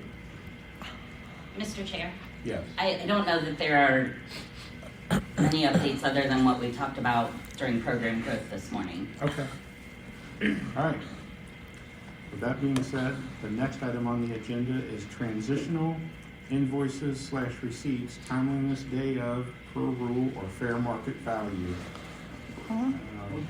This has to do when we go to do a transitional, it has to do with when they're doing a transitional inventory, operators are supposed to bring receipts with them the day of the transition. From the conversation I had with Christy earlier in the week, apparently that's not happening at all. So is that correct, Christy, or not happening most of the time, or something along those lines?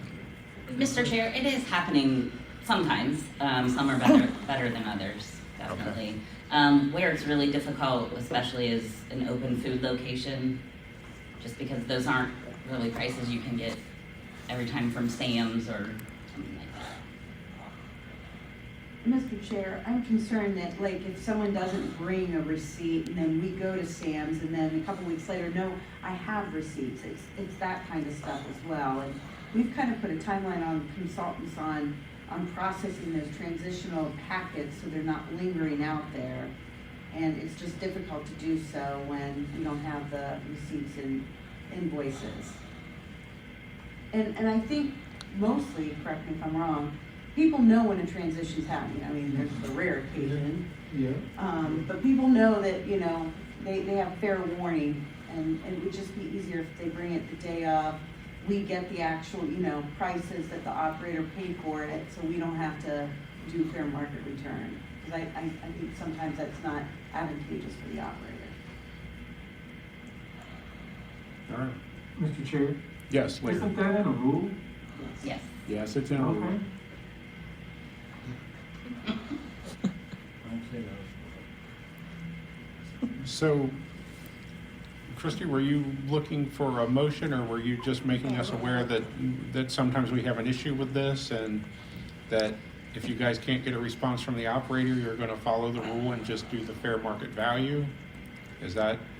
Mr. Chair, I don't think we need a motion for this. I think what we're gonna do is we're gonna communicate with, when a transition happens, the consultant's gonna communicate with the operator, which I believe they're doing now, and saying, hey, remember to bring your receipts and invoices. And if there's specific issues with specific operators, I think that that's a local committee discussion. I just kind of wanted an overall thing. Also, you know, if you guys feel that it would be, if you feel it's necessary for like a mass communication to remind everyone we can, I don't even know if that's necessary.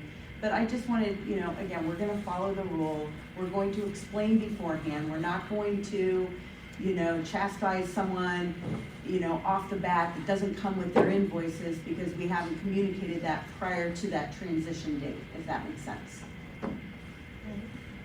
Okay. All right. Moving on, I think the next two are the University of Cincinnati stuff.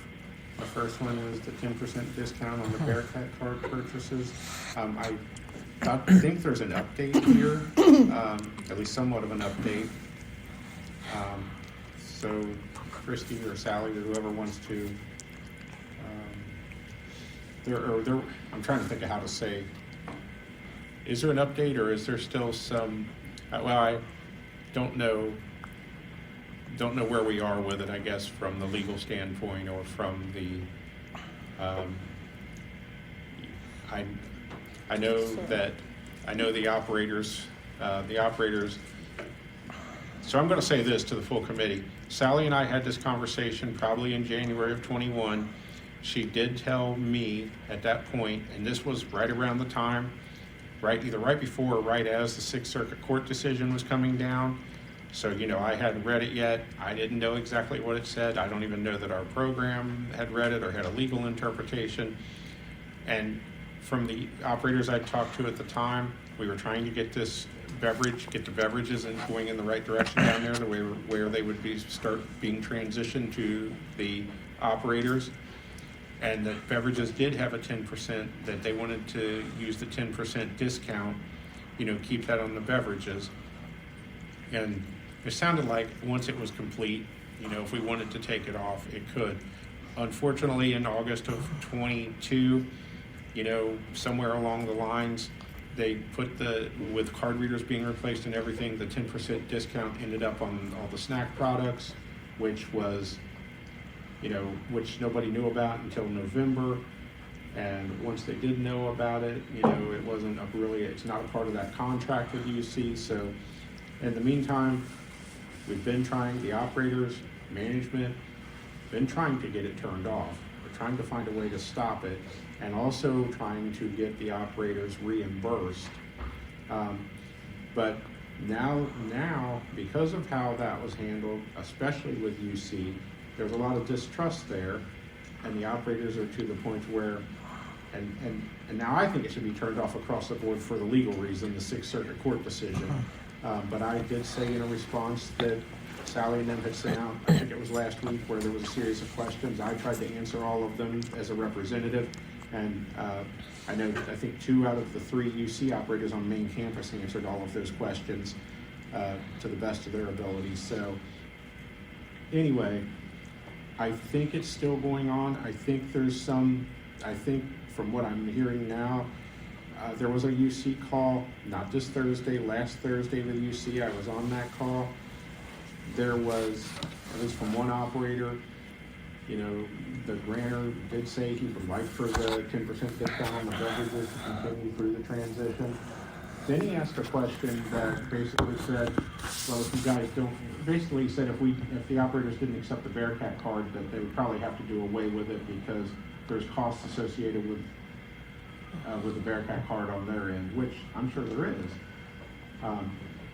However, my belief is, you know, we're there to run businesses. I don't know that we're there to give discounts, but I did say and tell the operators, and I mean this, I would support whatever, if they wanted to work with UC through the transition, that's fine. If they don't want to do that or don't think that's a good option, I'm going to support what they want to do.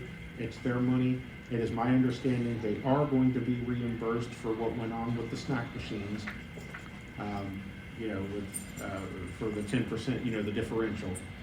And anyway, if anybody, Dave or Sally or Christy wants to chime in with this, if I missed anything on that, I do believe one final fit, well, at least for now, I do believe we finally got them to the point where UC has agreed they're not moving any of our machines to make way for Farmers Bridge machines. So that's progress. It took us too long, but we finally got them there. And I hope that they stand by that and do that, because that presents a whole other issue and a whole other problem. But I don't want to get into that. Let's stick with the discount. I guess Sally or Christy, has there been any movement on the discount from UC or with legal, or what is the discussion like on that end, so that everybody here can have an understanding of that? And Mr. Chair? Yes. So, Christy, Annette, and I and the UC operators met on Wednesday afternoon to talk through some of the things we got out of a call with UC on Monday. One of them being they agreed not to move our machines. The other was they've agreed to turn over the commissions on the Farmer's Fridge, at least on the machines that don't take the meal swipes. During our call on Wednesday, it was discussed that we wanted all of the commissions from all of the machines, no matter if they took meal swipe or not. The operators also told us that they don't want the 10% discount on pop anymore either. So we're taking that back. Our legal is going to tell that to their legal. We're already aware of the 10% on snack. They will be reimbursed. What am I missing? I think, Mr. Chair, one of the things that we've talked about, and I want the committee's opinion about this too. Again, we need to go back and find out when they're going to start getting reimbursed from the snack. And I know that was a huge concern by operators that like one big paycheck could affect, their MOR and service charge. And so we're fine with that not being, it's up to the committee. not being reported on the MOR and not being affected by service charge. But we still need to go back and get a definitive answer on when those reimbursements are going to start. And do we have I know they're gonna turn the 10% discount off on the snack. Do we have a date on that yet, or is that, I know at one point we were told at the end of the semester, it sounds like that may have changed, or I'm not sure, but. Mr. Chair, as far as I know, it's still the end of the semester, but I'll double check on that. Okay. Mr. Chair, how much money are we talking about? Yeah. That I can. What was the question, John? How much money are we talking about? Mr. Chair, that's unknown to the Bureau. It's unknown to me. Mr. Chair, I think it's unknown to everybody, and I'm wondering, though, and I don't want people to be unduly harmed through no fault of their own and being overcharged for service charge, but I'm not sure that they should be undercharged for service charge either. Right. But I don't know how to fix that, and if there is no way to fix that, my loyalty would go to what's better for the operators, because they have been harmed during this whole time. But it would be nice if we could figure out a way to get accurate service charge, so that the program isn't harmed either. Well, Mr. Chair, I don't think this is, I don't think this would be additional income. This we're basically selling stuff at less of a profit, basically, because of the discount. Correct. Mr. Chair, Yeah. that makes it additional income. Yeah. So I'm sorry, I don't agree with you. Yeah, it's additional income. When they get Mr. Chair? Yes. How long did this go on? It's been going on since August. I don't know what date in August.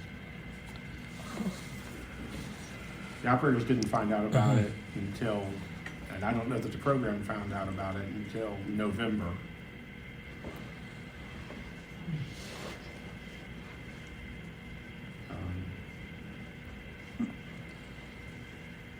So, Mr. Chair, yes. Seth? this is Seth Ryan. Just a couple questions that I would like to have posed to management, since they're there in front of the entire board. Some of the questions asked on Wednesday that we didn't get answers to. First of all, when the committee recommended a cease and desist order to UC for taking funds that they have no legal obligation to, we were told by Christy and Sally that that was not their decision, but they wouldn't tell us whose decision it was or why that decision was made. Can we get that answer? Because it seems to be a clear and concise step from operators, and for some reason the DE program, whoever made the decision, decided that wasn't something worth doing. So I'd like to know how that decision came to and who made the decision. Mr. Chair, it's Christie. So, and I'm not a lawyer, but it's my understanding that a cease and desist order would be absolutely appropriate if UC said, no, we're not turning it off and we're not paying it back. For us to do a cease and desist order now, they're gonna look at it and say, well, we've already agreed to this. I understand that it's not in the timely fashion that any of us wanted. I get that. So, but it's my understanding that a cease and desist order is not going to make it faster. I don't, am I wrong with that? Mr. Chair, no, and I think the word order is the wrong word, I'll use the landlord-tenant example. You can send a cease and desist letter to your landlord. All that is putting the landlord on notice of litigation or setting yourself up to put your rent into escrow until they fix the problem. So when talking about a cease and desist letter, order, whatever you want to call it, that is a tool, and there are pros and cons to using that tool, but, they were already trying to negotiate, and so it wouldn't have had a different effect, if you want to say it a different way. I'm sorry. I guess thank you for that, but that doesn't tell me why. I understand why you won't do it now. That doesn't tell me why when you became aware that they were taking it. And again, the management wasn't even a part of the meeting when this happened. Why at that point in time, when you find out that UC is first of all, they tell us they're taking it, and they're taking it with the complete, with BE management agreeing to it. I understand that that's not true, but so when every point in this situation has been a lie from UC, has been a misconstruction of the truth, misleading us in any way they can, telling us BE agreed to it, and telling us that they have no idea to know which machine is which is asinine. It's on reports. So all you have to do is run reports. If everything we're getting from UC is misleading us, why are we still sitting around waiting for UC to tell us what they're going to do? If we can't believe a word they say.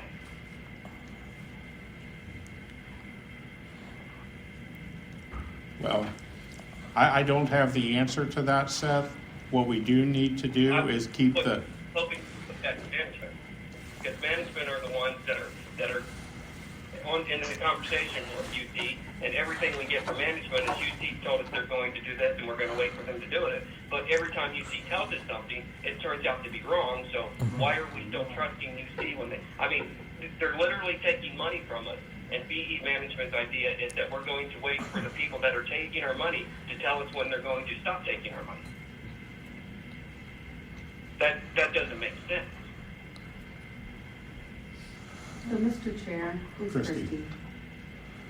If the committee would like to seek litigation with UC, we can do so.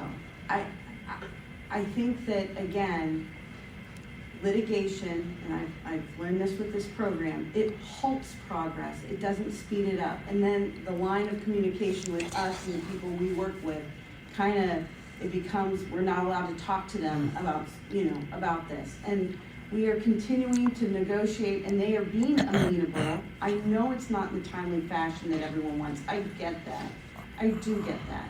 But I think we've made progress.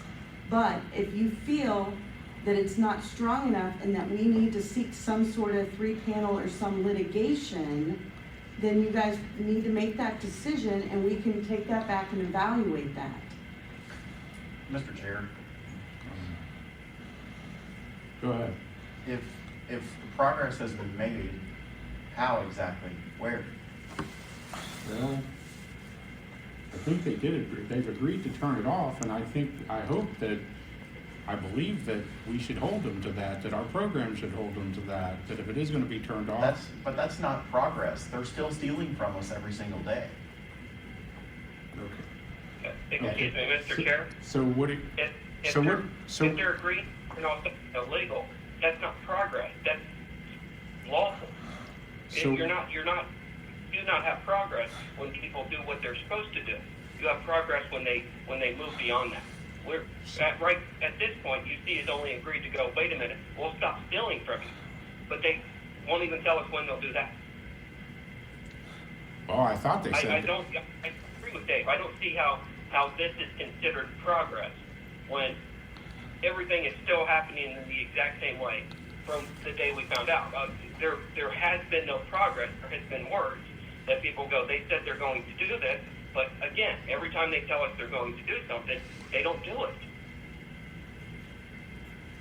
Okay, well, I thought, if they're going to what I was going to say is if they're going to turn it off at the end of semester, it better be turned off at the end of the semester. One of the things we probably need to do as a program is hopefully they put it in writing somewhere, and it was more than just a verbal conversation, or it was, something with legal where it's in writing some way, somehow, that yes, this is when this is going to happen. I understand you guys want a date. That's reasonable.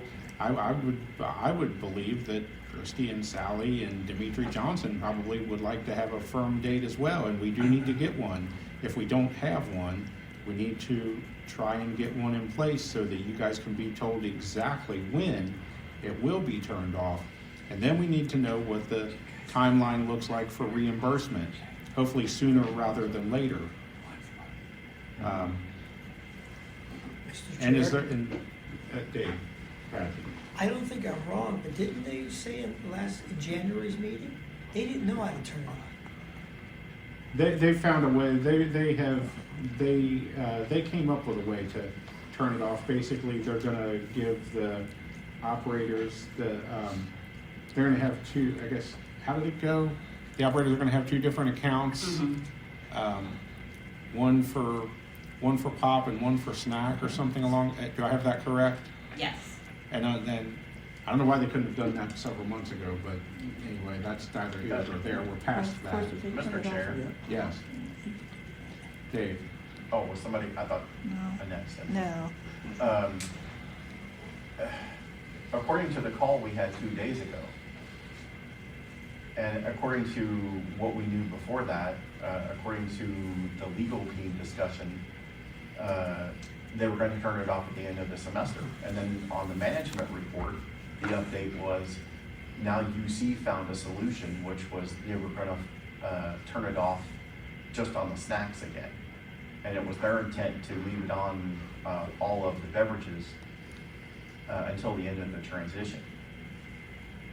I asked on the call, what is the contents of the legal team's discussion? And management didn't have a clue. They literally said they don't know. So we're getting mixed messages. I don't think anybody really knows who's doing what. So I'm wondering where all this progress is. And if paying commissions is illegal, then so is a 10% discount. Sorry. Thank you. Well, I think we all agree with that in principle, Dave. That's why it needs to be refunded. It should have never went that route in the first place. So we're gonna work to make that happen. It has to happen. You guys need to be reimbursed. And yes, it does need to be turned off. And if they run it through the end of the semester, then they're gonna owe you guys through the end of the semester. You're gonna need to be reimbursed through the end of the semester. Yes, if they run it but that long. Mr. Chair, that's what I'm saying.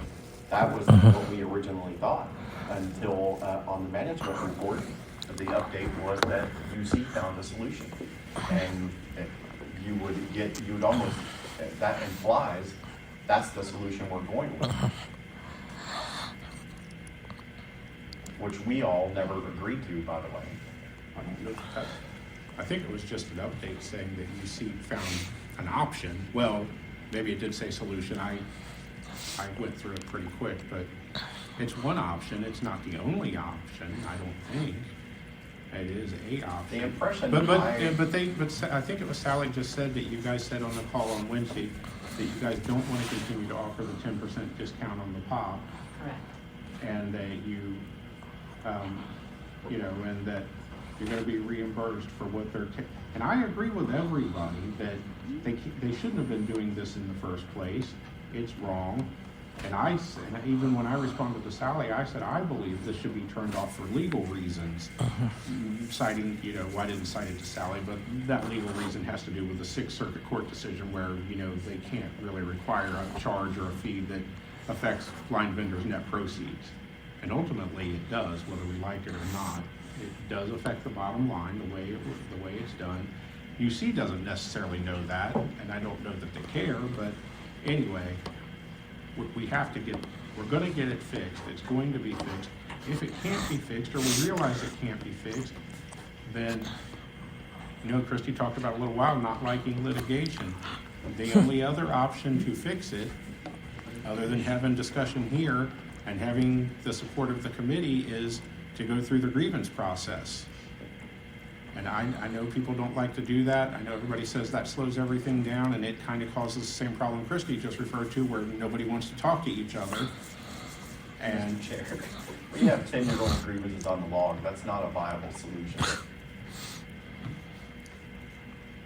well, Mr. Chair, Seth, I'm sorry if that was a question to you. I'm having a hard time hearing people in the background. If it was, feel free to answer it first. No, it was. It was? No, it was a statement. Okay. But if you had Okay, something. I do have something to add. Back to Christie's statement about litigation. Well, first of all, I haven't asked for litigation. I don't think any of the any of the operators have asked for litigation yet. But to go back to the meeting on Wednesday that we had, we were told point blank that UC has decided to not attempt to move our machines now to make room for Farmers Ridge because, quote, it's not worth the litigation. So if UC doesn't want to do litigation, why are we shying away from just the thought of litigation if that makes UC back down?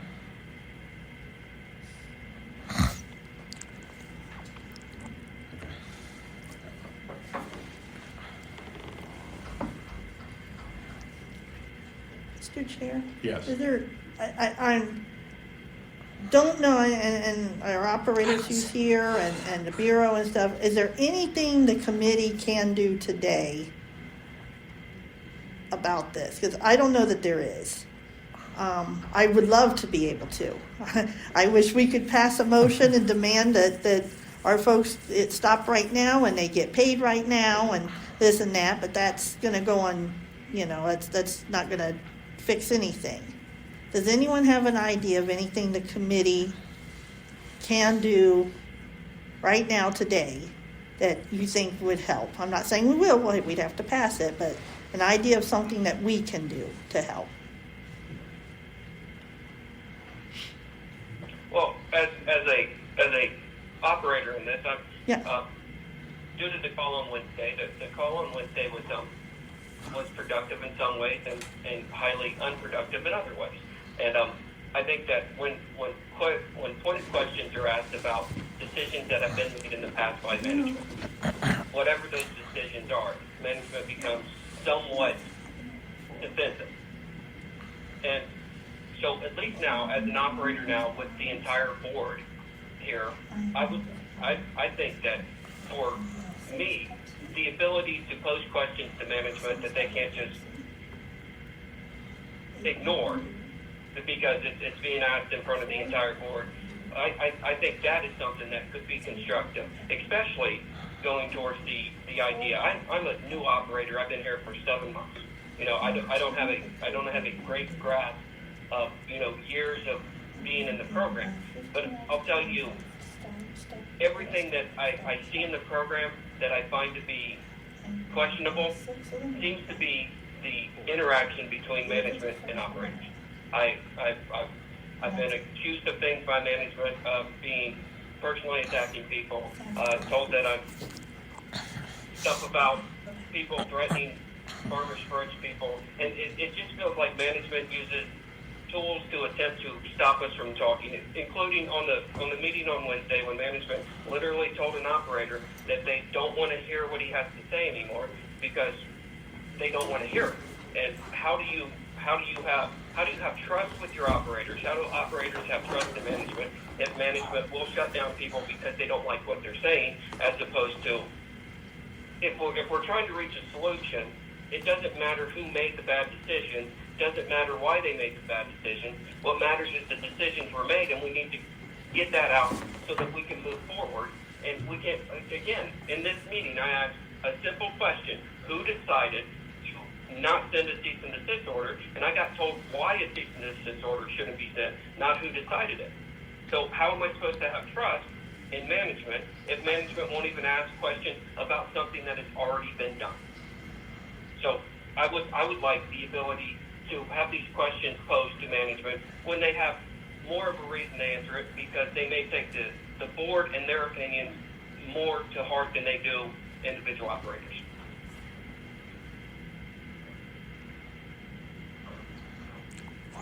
End of rant. And Mr. Chair, I want to add, I agree with him completely. That question never got answered. And on the call on Wednesday, as soon as we started posing direct questions, they got defensive. Chrissy threw a temper tantrum and hung up, and called back a few minutes later to drag Sally off the call too. It's just if they don't like your opinion, they get defensive and impossible to do. Stop there, yeah. We have terms like professional manner in the rules. Is there they should be conducting themselves in the same kind of way. My bet as far as, and since management didn't answer, but I'm just going to tell you my bet is, as far as who made the decision. My bet is it was made by OOD Legal. Now, I don't know that, but Mr. Chair, that's correct. Any legal decisions get made, this is Dimitri, anything that has to do with legal, I think it's a safe assumption for all the operators that if it's illegal in the legal arena, it gets made by the chief legal. If there's a different, I guess, decision maker, we can give that information, but I think that's a safe bet. Sorry, I guess when I was explaining my answer to the operator on the phone, I assumed that since I'm speaking on behalf of legal, that he would understand that that was a legal decision, so I apologize for not answering your direct question. But anything that's in the legal realm, you can just assume that the chief legal is making the final decision. If it's not something that has to be actively participated on where this committee would be weighing in. So that's a rule of thumb that you can kind of rely on. Mr. Chair, overriding the committee's Mr. Chair. recommendation.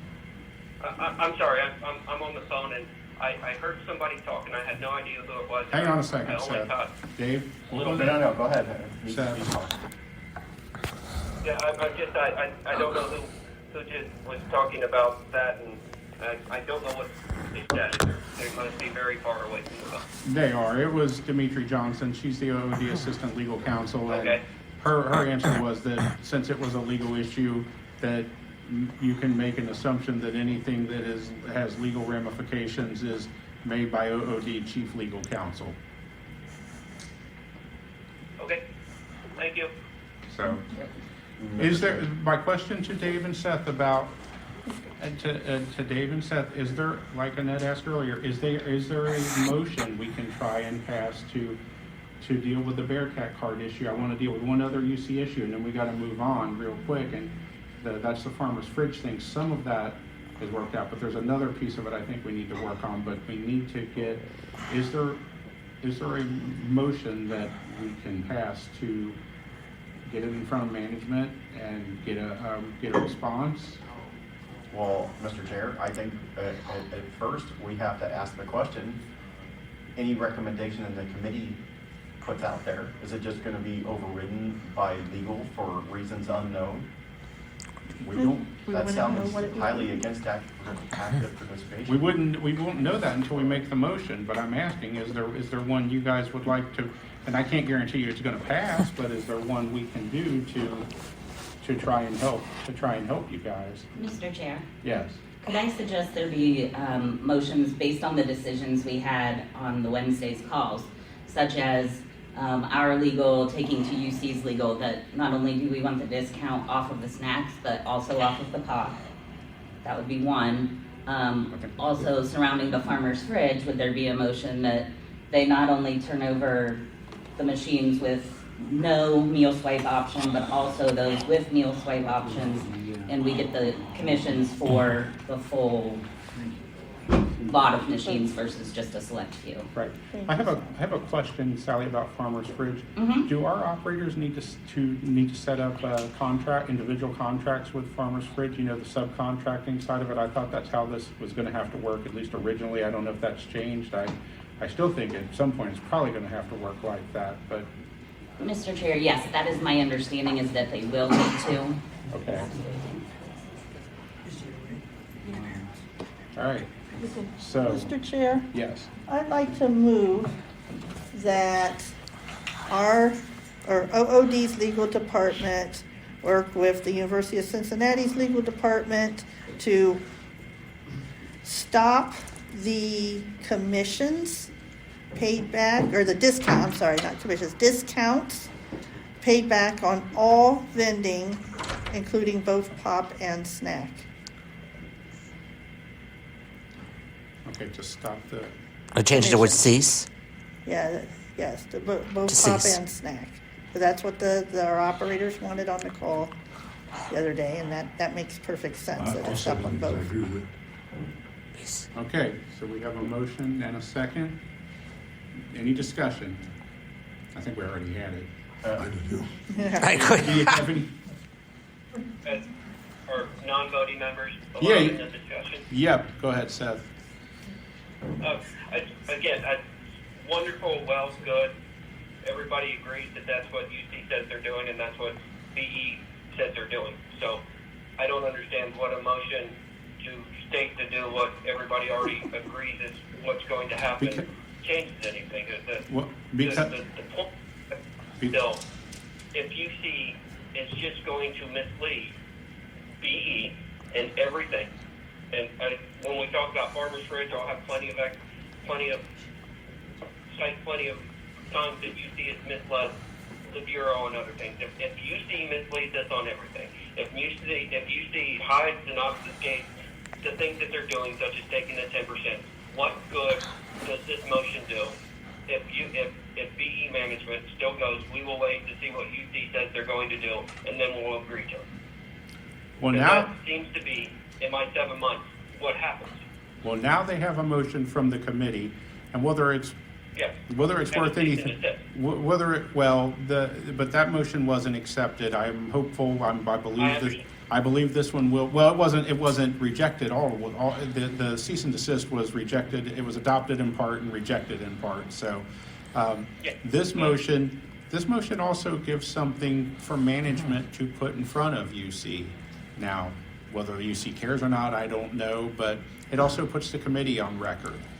And it also requires a written response from management. So it puts both of us on record. It puts the committee on record, it puts management on the record. And I appreciate it, but if this is what the operators have wanted from the beginning, why do we need the board to get management to tell us what they're doing?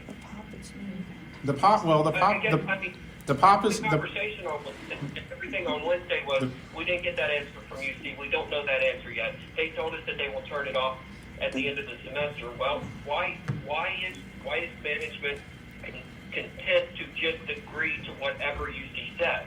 Why are they not fighting for us as opposed to saying this is what we want done and then waiting for UC to do it?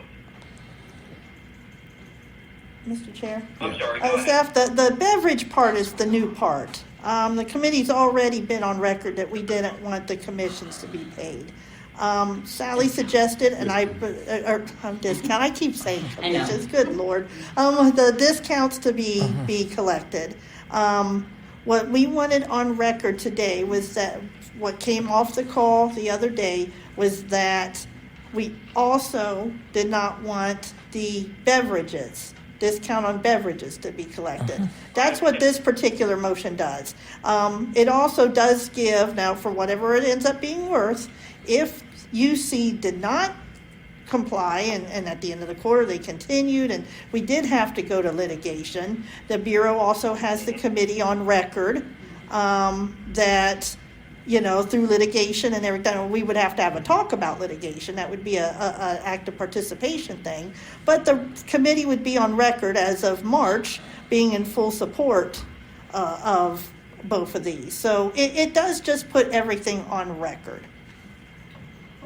Okay, but if it's illegal to do to begin with, if you see just saying we are going to remove 10% from these cells, we're not going to ask you, we're not going to tell you, we're just going to do it, and then when you say no, don't do that, we'll tell you when we're going to stop doing it. If all of this has been done, why is BE management been content to allow it to continue to happen? I mean, because when it comes down to it, there's nothing legal about what UC is doing on the 10% discount, be it either the Sixth Circuit Court or just the simple fact that they're removing money from people without their consent. We've never consented, BE's never consented to a 10% discount on the use of Bearcat cards. That's never, I'm correct on that, somebody please correct me if I'm wrong. If we consented at some point in time to the 10% on pop, that would be news to me. But if we've never consented to any of this, I don't understand why we need a board to why BE management needs the board to tell people to stop stealing. We don't. It's just another tool that we have. It's not any more binding than anything else. We all agree. And that's why we ask the question, what do you want us to do? We're here to try and help. We want to help. We want this to stop. I've said many times I don't think the urgency of this situation had been fully appreciated from the first that we knew about it. But as of today, I don't know what else we can do. We have to wait and see if you guys get it turned off at the end of the semester, as stinky as that is. I don't know what else to do right now. Hold it. How is that acceptable to the legal department? It shouldn't be, but but there's nothing else we can do. Legal is sitting right there, BE management is sitting right there, and when you ask them these pointed questions, when it's just operators and managers, they decide that calls are over and they have better things to do. So that's why I'm asking these questions now, because there are more people and people that they might actually care about the opinions of. So how do we get to the point now? It's well and good that we want to say stop stealing from the operators. That seems to me to be a no-brainer. And when you have to write it down, you've already lost the battle. If people have to agree that stealing from people is wrong, then we're already lost. How do we have a legal department that looked at UC unilaterally taking money from operators with no consent and no legal authority and go, well, we'll just wait for them to change? But I don't understand this. I don't understand how to do the catchphrase that everybody gets upset about, how this is active participation. John. You're not actively participating when you're allowing people to steal from me when you hold the contract. John. I cannot go to UC and say you're violating the contract, because they'll go, look at this contract, where's your name? And I'll go, it's not on there, and they'll go, leave me alone. Mr. Chair, Yes. I want to call for the question. We have a motion and a vote out there. This conversation, I mean, we've just been reiterating the same thing for the last half hour. It needs to stop. Mr. Chair, first off, I don't agree with that at all. And Seth is right. There are some questions that management should have to answer if no other place here today. They are just sitting around waiting for UC to tell them what they're going to do, and that's literally it. They're actively stealing from us every day. How can the legal department of OOD be okay with that? Can't, but we have a motion. We have to deal with the motion. I do have to get the motion off of the floor. So I am gonna, I do have to, I've been asked to call for the question, so we do need to vote on it. Annette? Yes. John? Yes. Larry? He stepped out. Oh, Keith? Yeah. Dave? Yes. And I vote yes as well. Mr. Chair, Yes. just to be clear, all questions that I've posed to have answered by management about the decisions that they've made in this situation are not going to be answered by management, and the board has decided that they're not going to request that management answer the simple questions about the decisions they've made. And one member of the board, and I'm not sure who it was, I would like to know the name, has requested that the questions no longer be allowed to be asked. That's not what happened with the questions no longer allowed to be asked. We just, I'm sorry. yeah, we had a motion on the floor. Not answering it. Yeah, I'm sorry. We need one for farmers. Yeah, and now we need the one for Farmer's Fridge. The people on the call the other day, So that's not going to be answered either? Well, Seth, it's about 2:25, and I'm running into, I'm honest to God, I'm running I've been into, on the phone 9 o'clock too. yeah, no, it's not, that's not being on the phone. The meeting ends at 3 o'clock, so I'm trying to get through the rest of the agenda as well. And I'm not saying that to be funny or to be coy, but there's a couple of other things on the agenda too. But we still need to deal with the Farmer's Fridge, and we need Sally said we probably should do a motion for that as well. And I'm hoping these motions serve to help you, my hope is that these motions help to serve and help all the UC operators. So that's the intent, that's what we're trying to do. And Sally, I know you had said something about the Farmer's Fridge. That we want the commission from machines that don't take meal swipes and from the machines that do take meal swipes. And that eventually the operators would need to subcontract with Farmer's Fridge. And will we make sure, can management make sure and coordinate, whoever our operators need to talk to with Farmer's Fridge so that conversation is up and running you know, so that what happened in February, so that there's not a call in February and then everything kind of fell apart. We thought it was going in the right direction, and then everything kind of fell by the wayside. I don't think any of us want that to happen again. We need to make sure this is going in the right direction. Do I have that motion correct? Oh, I don't know if there was. No. Oh. No, I was asking Sally. Mr. I think Chair. it was, Yeah. Yes, so my opinion of the motion would be that we are taking commissions from all of the farmers' fridge machines, including those with meal swipes. And that's something we're gonna have to, you know, again, our legal's gonna put their legal on notice of that. They'll have to cancel that contract with Aramark, between Aramark and Farmers Fridge, and then, yes, once that's complete, we can get them with the sales rep who can set up those accounts. Okay. And hopefully this can get done, you know, sooner rather than later. Is there anything else we need to add to that motion? Dave or Seth, since you guys are the UC operators, is there anything that we can add to that? Mr. Chair, Yes. what about the commissions that Aramark has already received? Farmers Fridge is already installed and operating, and they have been for a while now. I don't know the answer to that, Dave. And I doubt Aramark. Maybe legal will. Yeah, they might. But I don't know that they can We make should ask Aramark. that. Because I think it's going to Aramark and it's not going to UC. I don't know that we can make Aramark pay it back. Our contract is with UC and OOD. Yeah. Why UC should have to make that right? Well, maybe it's something legal could at least, at a minimum, look into. Mr. Chair, I'm happy to look into that. Yeah, please. Okay. Annette? so yes, I'll make a motion that we tell University of Cincinnati that, I'm all convoluted now. We tell the University of Cincinnati that our operators need to be paid the commissions on all of the Farmers Fridge machines that are on campus. Oh, farmers' fridge machines. Do we have a second? Sure. Did I hear John? John. did it, yeah. Okay. As usual. All right. Any other discussion? Okay. Yeah, quick question. Go ahead. If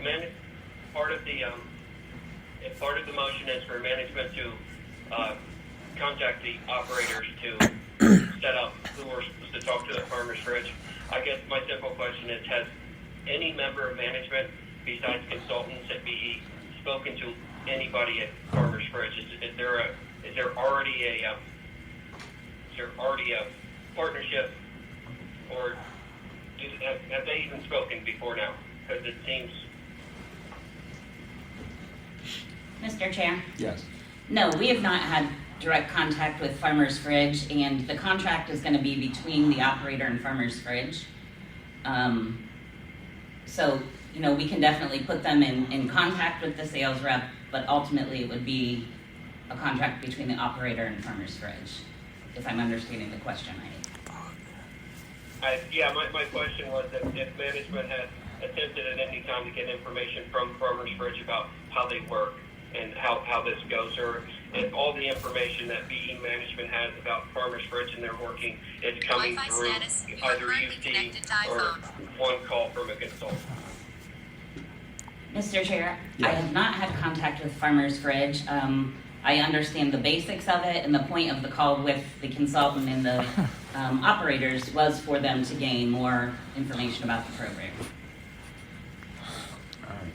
Yes, ma'am. I was more referring to back when they first had Farmers Fridge, when we as operators were told things funneled through UC that were absolutely incorrect. Thank you for that, Sally. All right. Mr. Chair. We do have a motion. Did you have something to add, John, or? I just want to say that I've actually looked at their website for other reasons, and they pretty much explain how they function on their website. Okay. They don't say anything about their commissions, but All right. Let's do the vote. Annette? Yes. John? Yes. Keith? Yes. Larry? He's still not Still there. gone. Okay. Dave. Dave? Yes. Everybody moved around, I'm a bit confused. And I vote yes as well. Okay. The next item on the agenda is the University of Toledo second coffee kiosk. I just wanted to find out if there was an update on that, or if anything had changed, or where we are real quick with that. Mr. Chair, this is Demetri Johnson. The only real update I have to share is that after the decision, the suitability decision was delivered to the university, their counsel did reach out to me, just asking some general questions about the rules and things like that. And I did provide that information to him some weeks ago, and I have not heard from him since, so my assumption is that they are having discussions, maybe he's giving them advice on next steps or whatever. But if you want me to ping him, be like, my initial communication to him was like, we are available to meet at any time. So I'm happy to ping him and just say, hey, it's been some weeks, are you ready to set up a meeting? Or I don't know how you want me to handle that particular thing, but basically the update is there's been no update. My position, I don't know what the rest of the committee thinks, is I think we leave it alone for right now. Let's see I think the ball's in their court. Let's see what Sleeping dog's law. Yeah. Yeah. I agree. Yep. But it's Annette's area, so. No, I agree. If we told them that we are happy to work with them on any future business opportunities there on their campus, and it is up to them at this point to come to us to request that. So I don't know that contacting them at this point would be helpful. The next one on the agenda is Kent State University request. And I don't know if Christy or Sally wants that one. Mr. Chair, I'll take that one. So Kent State has reached out to us, and simultaneously Miami University, I guess, was the first one in Ohio. And they have requested either for us to do or to provide a waiver for a emergency contraceptive Plan B vending. And so this is new on college campuses, and it's a big thing. Different universities do it different ways. Some of them, it's being fully done by the students, like the students get the machine themselves. They work with Planned Parenthood. What I know about the Kent State one is that, again, it's going to be, there's no profit to be made. They're not selling them even. They're selling them at a subsidized, discounted price. I will tell you that the Bureau has huge concerns about this, getting into this. Already there's a petition, I think, at Miami. We worry about people protesting. It is a very controversial thing. It gets into religion and politics. And our position is that we do not do this. The other thing that I want to make sure too is that I want to protect and not, I think we should pass on this, but not get into the whole sundry items, because we get requests, and we have operators that sell Tums and Tylenol and Advil, and I'm keeping that separate. That is separate. So, and it's my understanding that these Plan B vending machines are just selling Plan B. It's an emergency contraception. And again, Kent State, to their defense, came to us and says, you guys do vending, you get first right of refusal, but we are wanting to go ahead with this, and we need an answer. So we're bringing this to the committee. I think the local committee is well aware, and I think Larry stepped out. I know he's informed. Tom Neal, who's at Kent, I don't know if he's on the call still, he's aware. But this was a request. I'll tell you, we brought it to Greg and he thought we were kidding him, but we weren't, so. Mr. Chair, also, just to note, these are not being sold for profit, they're just being sold at cost. Well, and Mr. Chair, yes. I make a motion that we absolutely refuse that, or waive that, or did not have any part of that. I second. And just real quick, I will say that when Christie told me about this earlier in the week, that I said eventually the Ohio legislature will weigh in on this, especially on state property. It may not happen right away, but it will happen. So, anyway, any other discussion? And I know I said that, it wasn't clear, but I think Chris knows what I mean. I do. I would, yeah. So, all right, Annette, yes, who seconded Keith? yes. Keys. I got keys. Okay, Yes. okay. John? Yes. Dave? Did I miss anybody? I think there's, and I vote yes as well. Okay. The other thing I have on here, I'd like for us to talk about a little bit. I don't want this to be a combative discussion. I would like for this to be a let's see if we can come up with some better ways to do active participation discussion. We'll spend about maybe the next 10 minutes or so trying to do this. We worked on the waivers and a timeline this morning to try and, the waivers being in writing now and giving the local committee about, was it 5 days to respond? If that doesn't happen, it goes to the 5 days. chair and vice chair to see, to see what needs to happen there. The idea is to improve communication and to enhance active participation, to make sure that we're trying to, like I said this morning, we are here to try and solve problems and to resolve problems. So, and I had even said, we need to try and make sure as much as possible, every discussion ends with a motion so that we know where we're going and every discussion that can. But anyway, I'm trying to think of some ways to where we can promote better active participation on the committee side, on management side, and see if we can't move forward. And it doesn't have to be anything catastrophic. It can be just, 2, 3, 4 ideas that maybe we all have, and maybe we can take those and turn those into something really good. Mr. Chair? Yes. Something I talked about with our consultants this week was having them meet with the local committee and talk through everything that was going on, like we had done previously. But then either the consultant or the local committee, depending on, who wants to and who's available, could report out at these meetings versus a written report or in addition to a written report from me. Mr. Chair? John?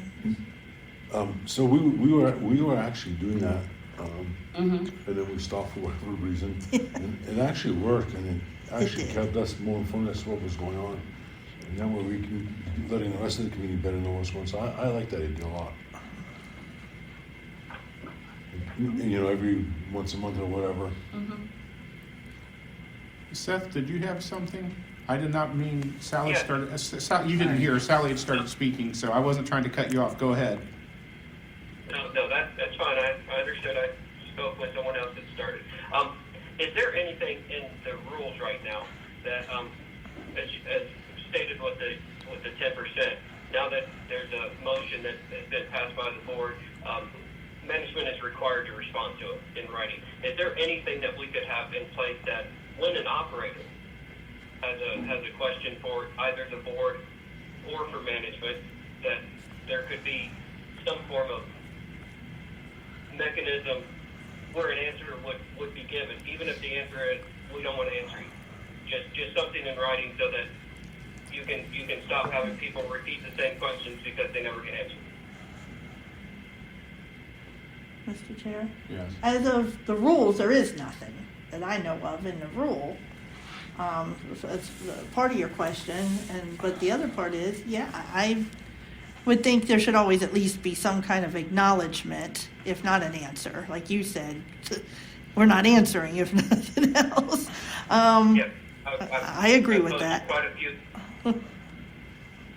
Please go ahead. Yeah. Well, yeah. Well, Mr. Chair, Yes. Madam Vice Chair, you were on that call Wednesday. How many of our questions do you think got answered? How defensive do you think they were? Do you think they actively participated in that call? Well, I don't want to focus on it. It was a different call. There was some, I think there was some questions that were answered, and there were some that were not. Which ones got answered? Do you remember? Because I don't. About the meal plans, the farmer's fridge, whether machines were gonna be moved, those type of things were answered. Just a point of order, I would disagree that the mill swipe was answered. I think the mill swipe was answered to the best of BE management's ability at the time, but I think even they admitted on the phone call they don't didn't know. understand why Right. this is going to work. So I wouldn't consider that an answered question. I'm not saying that management is not answering the question, but in that case, no, that question wasn't answered. It was answered to the best of their ability, but the best of their ability was UC didn't explain it to them well anyway. So they Correct. can't tell us because they don't. Right, that was very convoluted there, and we did come back, the group came back with a solution that, how to handle those food swipes, and we'll just have to see how that works out. Mr. Chair, I almost hate to bring this up, but earlier Tom mentioned about, waiting to the last minute. We have to have an answer today. Right. And that's a valid point. It very much is, because sometimes, and we know sometimes calendar things come up, and we do have deadlines we have to abide by. I almost hate to mention it, but we do cancel some meetings. And I know that's because people travel, and I know it's because, we might not have a lot we have to deal with. Yeah, but I don't know if the Bureau says there's nothing to that needs immediate attention, and maybe they don't know if that something's going to come up in the next few weeks. And if we say there's nothing that needs immediate attention, and then we cancel a meeting, and then we come to the next meeting a few weeks later, and there's something that's a deadline for that afternoon, it makes you wonder if there had been something that needed immediate attention. And like I said, I don't know, like the OU thing we were able to deal with pretty quickly today. It wasn't a controversial topic, anything like that. The deadline of today wasn't anything we weren't able to deal with. But I do worry if something does come up that is a little more controversial, and we've seen it before, where we need an answer right away on this. And Mr. Chair, I think I think that was combined with the conversation with Tri-C last year, and that was combined with the OU. The OU thing, I think the reason we got back into the corner, we brought it to the local committee, and I'm not blaming them, I'm not at all, but it was the local committee that said, yeah, we agree that we should take it on, but let's bring it to the main thing. That's the only reason that we bumped up against the deadline today, correct? Correct. Okay. So I really don't think that this happens often. Yeah, And I think the minute that we find out any type of deadline, again, we push back on people, and, there's a happy medium too. Like, we can't drag our feet for months. Correct. But, we need time to talk about it too. okay. I just wanted to make sure, like I said, the OU thing wasn't a big deal. It really wasn't. It's just the example that we had today. Mr. Chair, Dave. UC gave us the deadline about Farmer's Fridge. I must have missed that pushback. I don't know well, actually, we did push back a little bit, the deadline. I don't know which one you're referring to. They asked us for an answer within like 7 days. And that was no way. There was no way that even Sally or I or you, Dave, could get all that research done in 7 days. And then I think Sally got them to extend it to sometime later in October or something. And then at some point, UC decided they didn't need us anymore or something. They were going to go do what they wanted. And I don't know what went on there. That whole thing was That pushback worked great. well, we tried, but they sort of went off on their own, I think, at least to some extent, which they should not have done, for the record, but, Well, anyway. Mr. Chair, But my whole thing my- with active participation here is telling us what they're doing or what they did after the fact. That's not collaborating with us in any kind of way. And it's like pulling teeth to get answers about what the plan is going forward. When we ask what legal's up to, they don't even know. Well, and Dave, I think when they asked those questions and you provided those answers, I think you did say, we need to know what the topics are or what's going to be talked about. Those questions never got answered. I thought they did tell us. They haven't really answered any questions here today. I thought they told us what the topics were. I thought that was your question. What are they going to be talking about?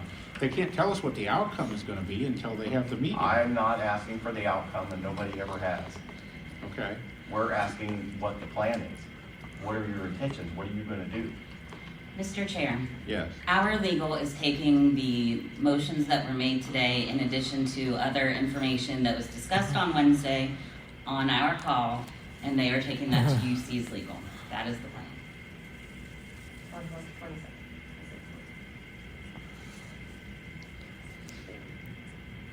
Okay. And I assume OOD Legal is going to be advocating for the operators, or at least trying to. That would be nice. Yes, Mr. Chair, this is Dimitri, 100%, and that is always the intention, the goal, and the action taken. Oh, Mr. Chair, on the idea of advocating for operators, why would OOD have ever entertained taking a commission on a couple of the farmer's fridge machines when we have priority for all of them?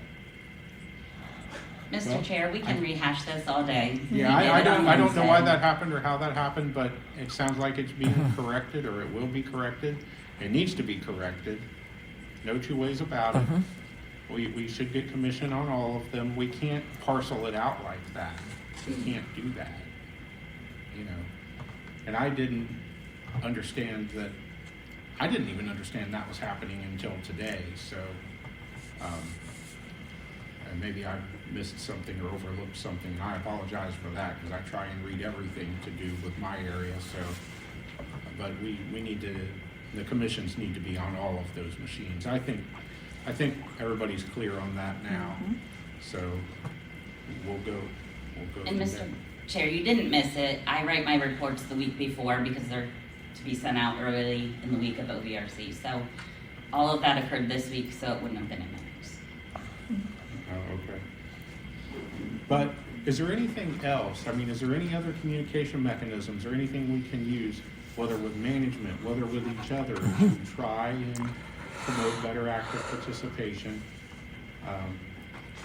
That's what I'm trying to get sorted out here, so we can do this more efficiently, They just give us something. or everybody think about it. And if you have some thoughts about how to do it better or how to do it more efficiently, and you want to send them to me through email, or if you want to call me and talk to me about it, or if you want to come to a meeting and talk about it, that's fine. We are all here at the meeting. Mr. Chair, actually, so prior to last week, we got a long email about what was going on with UC, and it invited our feedback. In the interest of active participation, I was highly encouraged by this email, and it asked for our input and what we wanted to happen and everything like that. And I know I responded to it. I know for a fact Seth responded to it. You even replied to it a little bit. And as best as I could tell, all of that feedback that it generated was pretty much ignored. It was never referred to again. But I had high hopes for that. I thought that was a really good idea. And if that's something that gets utilized more in the future, I think that has a lot of potential to include everybody and combine everybody's feedback into something collaborative that would include everybody. it was like one good step in the right direction, but it was unfortunately a couple steps backwards if the feedback is not utilized. Well, I think it did provide it. I think it did to provide the feedback, and if we can do things like that in the future, we should probably try and do that, especially where we have a group of operators. But Mr. Chair, it's not us that aren't participating in stuff like that. We obviously reply. If the feedback doesn't get used, it's of no value. I think it's being, I don't know. We need to make sure that it is used. I think some of it was used. I don't know that all of it was used. I can't, Well, Mr. Chair, I actually, I wish management would respond to any of these things. They don't. They sit there and wait for you to do it. Oh, God. Dave, Yes. honestly, you are the worst at responding to emails. Like, let's just put it out there. Really? Yes. I thought I replied to every single sentence No. you wrote in that email. Including Farmers Fridge, you never replied. God. well, it is. I was gonna say, we're getting close to being done. Well, You got listen. anything else on there? No, do we have anything else? My goal, though, with this active participation discussion was not to have an argument. The goal is to find better ways to do it and to find solutions and resolutions so that we can move things along at a more efficient pace, at a better pace, and that we're all headed in the right direction. So, keep it in mind, think about it. We can certainly have this discussion. I'm going to say this. Peer participation is something that always needs worked on. It's never perfect. We need to continue to work on it. It's something that we need to continue to improve upon. So let's continue to do all of those things. With all of that, if nobody has anything else urgent, I think we need a motion and a second to adjourn. Second. Well, we need a motion first. John made it. John made it, Keith seconded. John did it. Alrighty, all in favor? Yes. Aye. Okay. You can vote. Passed unanimously.